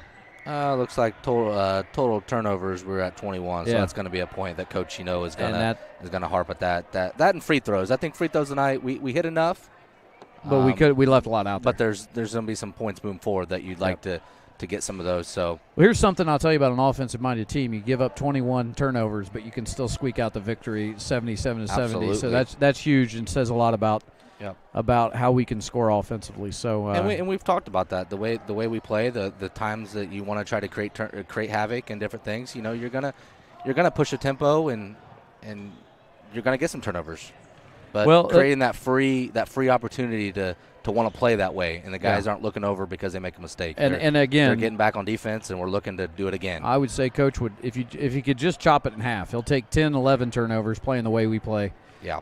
So anyway. Looks like we got a player coming up here. It is the Todd father, so we'll have an opportunity here to talk with him. Here, grab that headset, Zach. Well, the Todd father goes for 27 and 16 tonight. I don't know if they told you, but you had 27 points and 16 rebounds. And I bet you the first thing you'll tell me is that you could have had a lot more because there were a lot of layups that either you felt like you got bumped on, I think, but also there were some that you were unhappy with yourself that you just couldn't get them to roll in. But in the first half, in the first quarter, everything seemed to be going for you. Did you feel good in warm-ups, or did you just have a feel tonight, or did it just kind of go as the game went? No, I honestly feel like crap right now. Really? My head is killing me. Yeah. But I just had to go through it. And, yeah, some of those I was upset with myself. I have to make those finish through contact. Yeah. But, I mean, I think the ref still called a good game. Yeah. So the 16 rebounds, I mean, did you have any idea you were nearing that? It seemed like you were – I know in the first half you probably had double digits at that point, and then you picked up some more in the second half. So what were you guys getting out there that was open? Was it the high post right there in the zone in the first half that was really wide open for you? Yeah, in the first half they left the high post wide open. And then when they did try and do it, we just got it to the corner, and it's our little dive down right there. Did you notice that they were keying on Joel a little bit early? Did it feel that way, and then it opened you up a little bit more on the shooting wise? Yeah, for sure. I felt like they cheated out to the corner a lot, and then that helped with the dive down, easy layups, especially with Mason in there. He got me a lot of room, easy shots. Yeah. And we talked about Mason on one play where he screened and sealed for you to get up and in there, so it's nice that you highlight your teammate like that. In the third, you got a big lead, and then in the fourth they came roaring back. Did you ever feel like you guys were losing it, or do you feel like with your experience, the seniors and everybody, that you knew you were going to hold on? No, I knew for sure that we were going to hold on to it. That's what I figured. I figured that from you. So it's the last thing I want to tell you is we talked about it, and Coach Hansen and I talked about the Star Press article at the beginning of the year, and it talked about how there's 4 guys that are going to get points night in and night out, and it could be a different guy every night. Last game at Cambridge City, it was Joel and it was Eric at the top, and you got your 14, and Evan got his 14. Tonight, you take the lead at 27, and then Evan had 18. So, it's just how it works with the 4 of you. So, no one really gets kind of concerned. Joel tonight, they keyed on him. He didn't get as many shots, but he started to dish the ball more. Is that kind of the way you guys work? You know that core 4 that you have, and did you bring in the guys off the bench? And anybody can fill a role at that point off the bench. And you mentioned Mason, then Carlos and that. But that core 4, you guys kind of just feel like at any night it could be your night. Is that kind of how it goes? Oh, yeah. We knew coming into the season that those 4 would be our core, and that even when one person didn't have a good night, another person would be there to pick it up. Like you said, Joel didn't have the best night, but he still was able to dish out very good passes. And Eric struggled a little bit too, but we were still able to come together as a team and get a win. Well, congratulations, and I know you guys are as happy as anybody probably that this is the 100th win for Coach. So Did you celebrate down in the locker room with him? Oh, yeah. Yeah, well, go celebrate with your teammates, and thanks for stopping by, and a great game tonight. Thank you. All right, that was Zach Todd, and now we'll wave over Coach. Coach is out there, and we'll get him over here, talk to him about this. He's got so many people to talk to, he's walking all over the place trying to talk to everybody.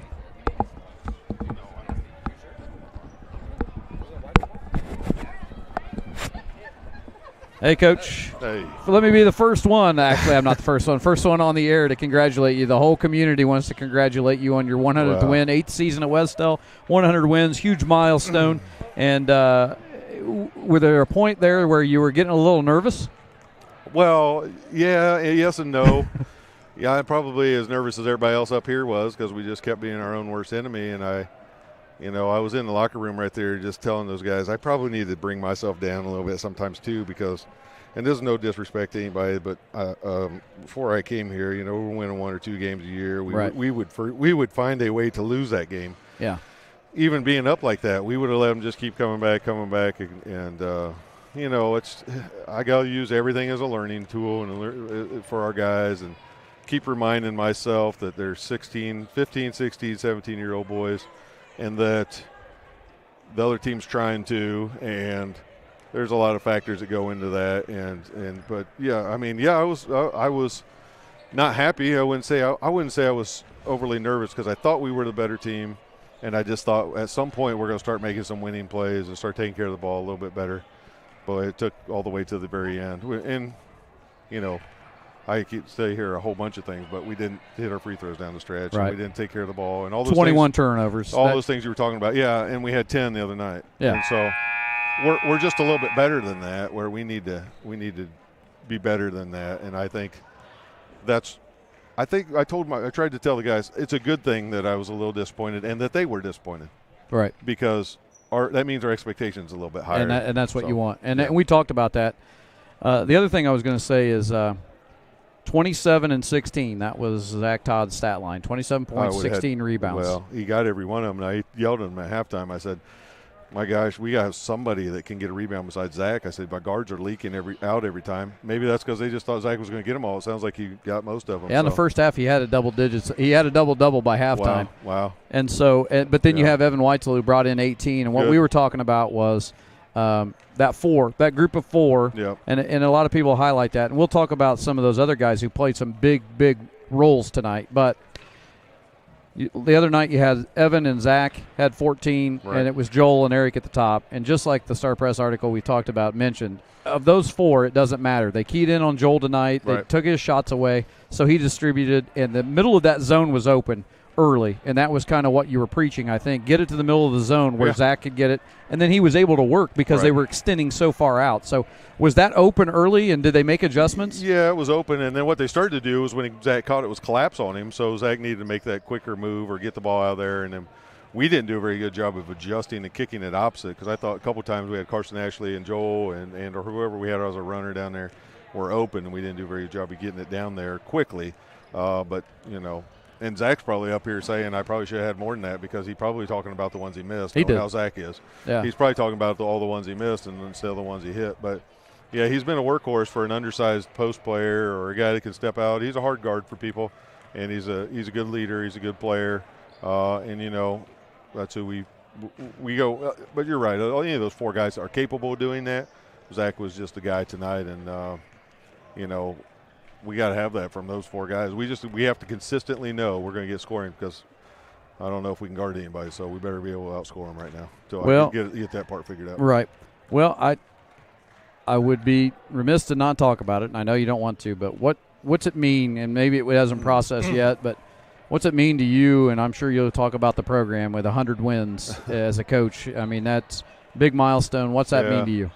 One, it means I've been coaching a while. Two, it means somebody had the ability or trust in me that saw something in me to let me run their program, which I take a lot of pride in, and I don't take lightly at all. And I've told a lot of people that I won't coach anywhere else besides Wes-Del. This will be the last place I ever coach, and that'll either be by my choice or theirs, but this will be the last one because I love it here. I love the kids. I love the program. I love what we've done. I love the support I get from the school board, the administration. I mean, where else am I going to go and have the superintendent running the game clock and doing all the games, and the principal running the clock or the camera, and then my assistant principal doing the announcing. I mean, where else? He fell asleep a couple times tonight, but no, he was great tonight actually. And so it means a little bit to me as far as just being I hope that the community is proud of what we put out there. That's what I hope when I think about 100 wins, and I think about all the coaches I've had to help me do that because it's really more about them.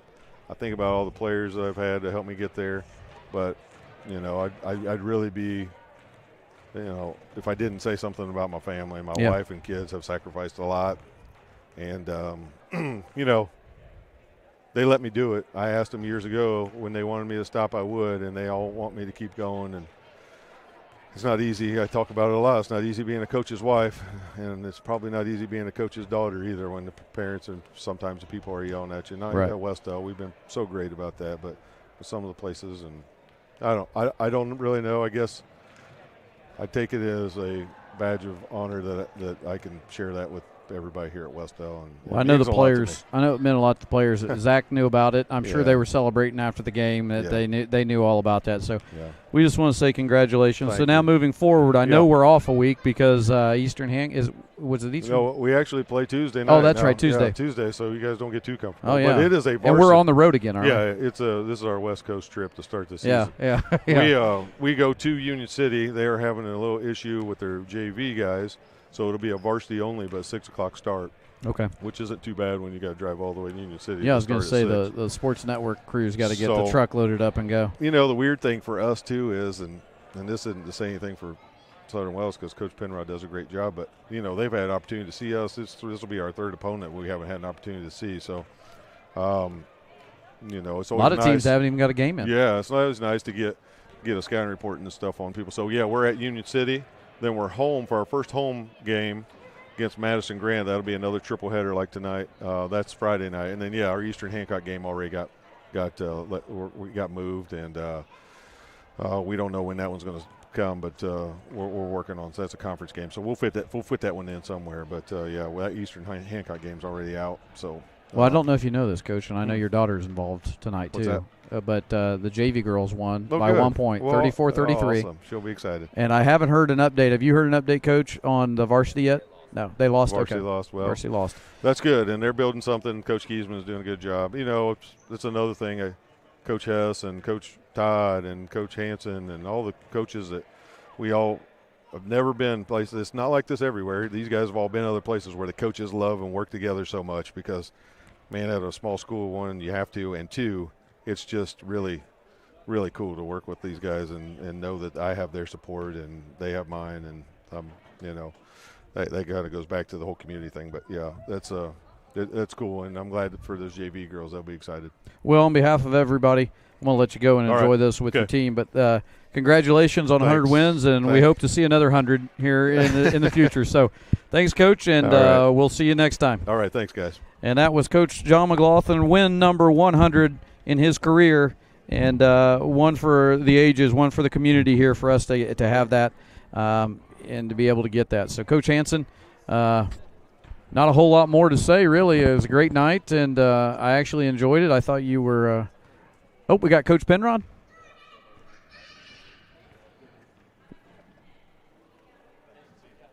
You want to? Yeah, come on in. Let's talk to Coach Penrod real quick. This guy? Yeah, just put that on there, and you've got the microphone. Coach. Kyle Penrod from, it comes right at you, doesn't it? It's loud. Yeah. Coach Kyle Penrod here from Southern Wells. And you know what's funny? First of all, let's go back a little bit because we got a lot of Warrior fans here. You have a little history with Wes-Del, isn't that correct? Yeah, I got my first coaching job. Yeah. I was in college down at Ball State, and then I got my first coaching job. I volunteered to help Joel Roush, so I coached there for 2 years. And how many years now is this for you at varsity here? Some of our folks may not know, but this is my third year. Third year. And you told me before the game started that you guys couldn't score, and you put up 70. You have to be happy with the 70. Yeah, the second half. The first half, I think we put up 25. Yeah, I know. You guys, you poured it on there in the second half. So, but there were a lot of things that I think you've got to be happy with from your team. So, what are some of those that you really are pleased with? Maybe just a couple. Well, we have been preaching pace. We want to play with pace. We set a goal to lead the state in shot attempts. Yeah. So I thought the kids did a really good job of playing with the pace we wanted, but not taking bad shots. We got open shots, and that's kind of what we preached is, if you make the easy pass, if you play with that pace and you make 3 easy passes in a row, you're going to get a good look. And we did. In the first half, we were just nervous, and we didn't. I think we were 3 of 16 from 3 in the first half, and we got some pretty good shooters.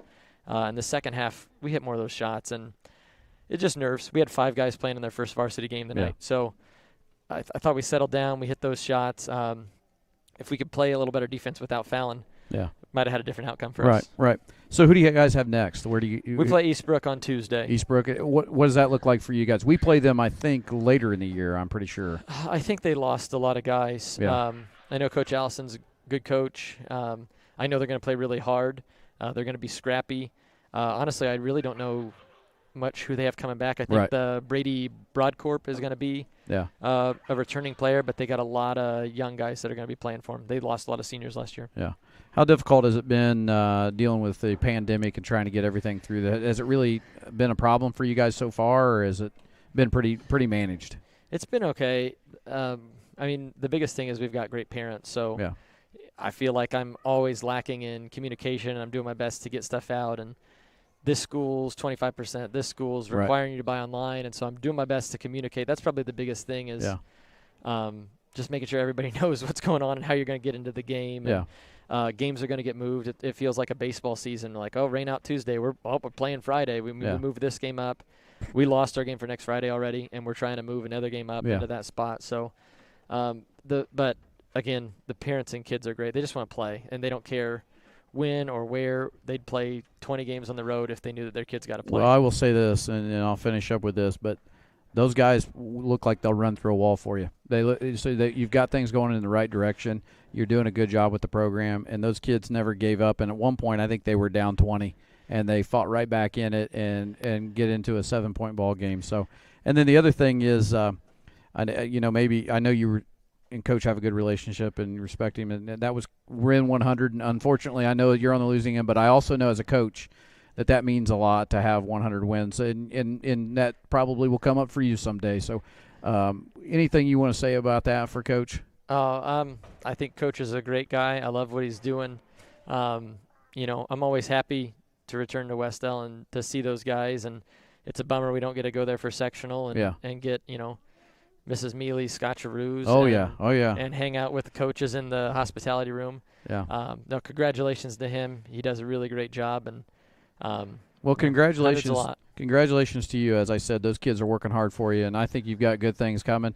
And I will tell you this much: I gave you a lot of grief over the years, but you did defend more than I ever told people you did. You hit a lot of threes, and I used to say you never made it past half court to come back and play defense, but that was a lie. You played good defense, so it shouldn't surprise you that my strategy as a coach is to shoot as many as you can. Yeah, absolutely. So, that I think that's honestly one of the reasons why the kids, I hope they enjoy playing for me. Is it's a fun way to play. It's like, hey, play as hard as you can for as long as you can. And a fun game to watch both ways because you guys were very similar in a lot of ways. Yeah, we're both playing that 1-2-2. Yeah. I said to my assistant at one point, I was like, both teams practice against this all day. It's probably not the way to go. Yeah. But well, thanks for stopping by. We appreciate it. Good luck to you. Congratulations on the program, the way you've got it running. You ought to be happy with the points you put up, and that ought to be a good sign for things to come. So good luck to you the rest of the way. Hey, thank you guys very much. All right, thank you. That was Coach Kyle Penneron from Southern Wells. He's got a great program going, and Coach Hanson, I don't think there's much more to be said. So what do you got for me? Nope, that's a wrap tonight. Well, I can't say We're closing down the gym here I again, know. 2-0. I got to get to Taco Bell. Remember, my kid wants That's food. right. He wants taco. You better not forget that. All right. So we'll say goodbye from the Raider Dome tonight, the Wes-Del Sports Network. We will be back in action on Tuesday. And where were we? Union City. Union City. So we'll travel to Union City. We'll see you there. Varsity only, 6 p.m. start. Varsity only at 6 p.m. So make sure you've got your YouTube set. And make sure you smash that subscribe button to the Wes-Del Sports Network so that we can bring you all the action. So from here at the Raider Dome, for Coach Hanson, I'm the Superintendent Kyle Mealy. We'll see you next time on the Wes-Del Sports Network.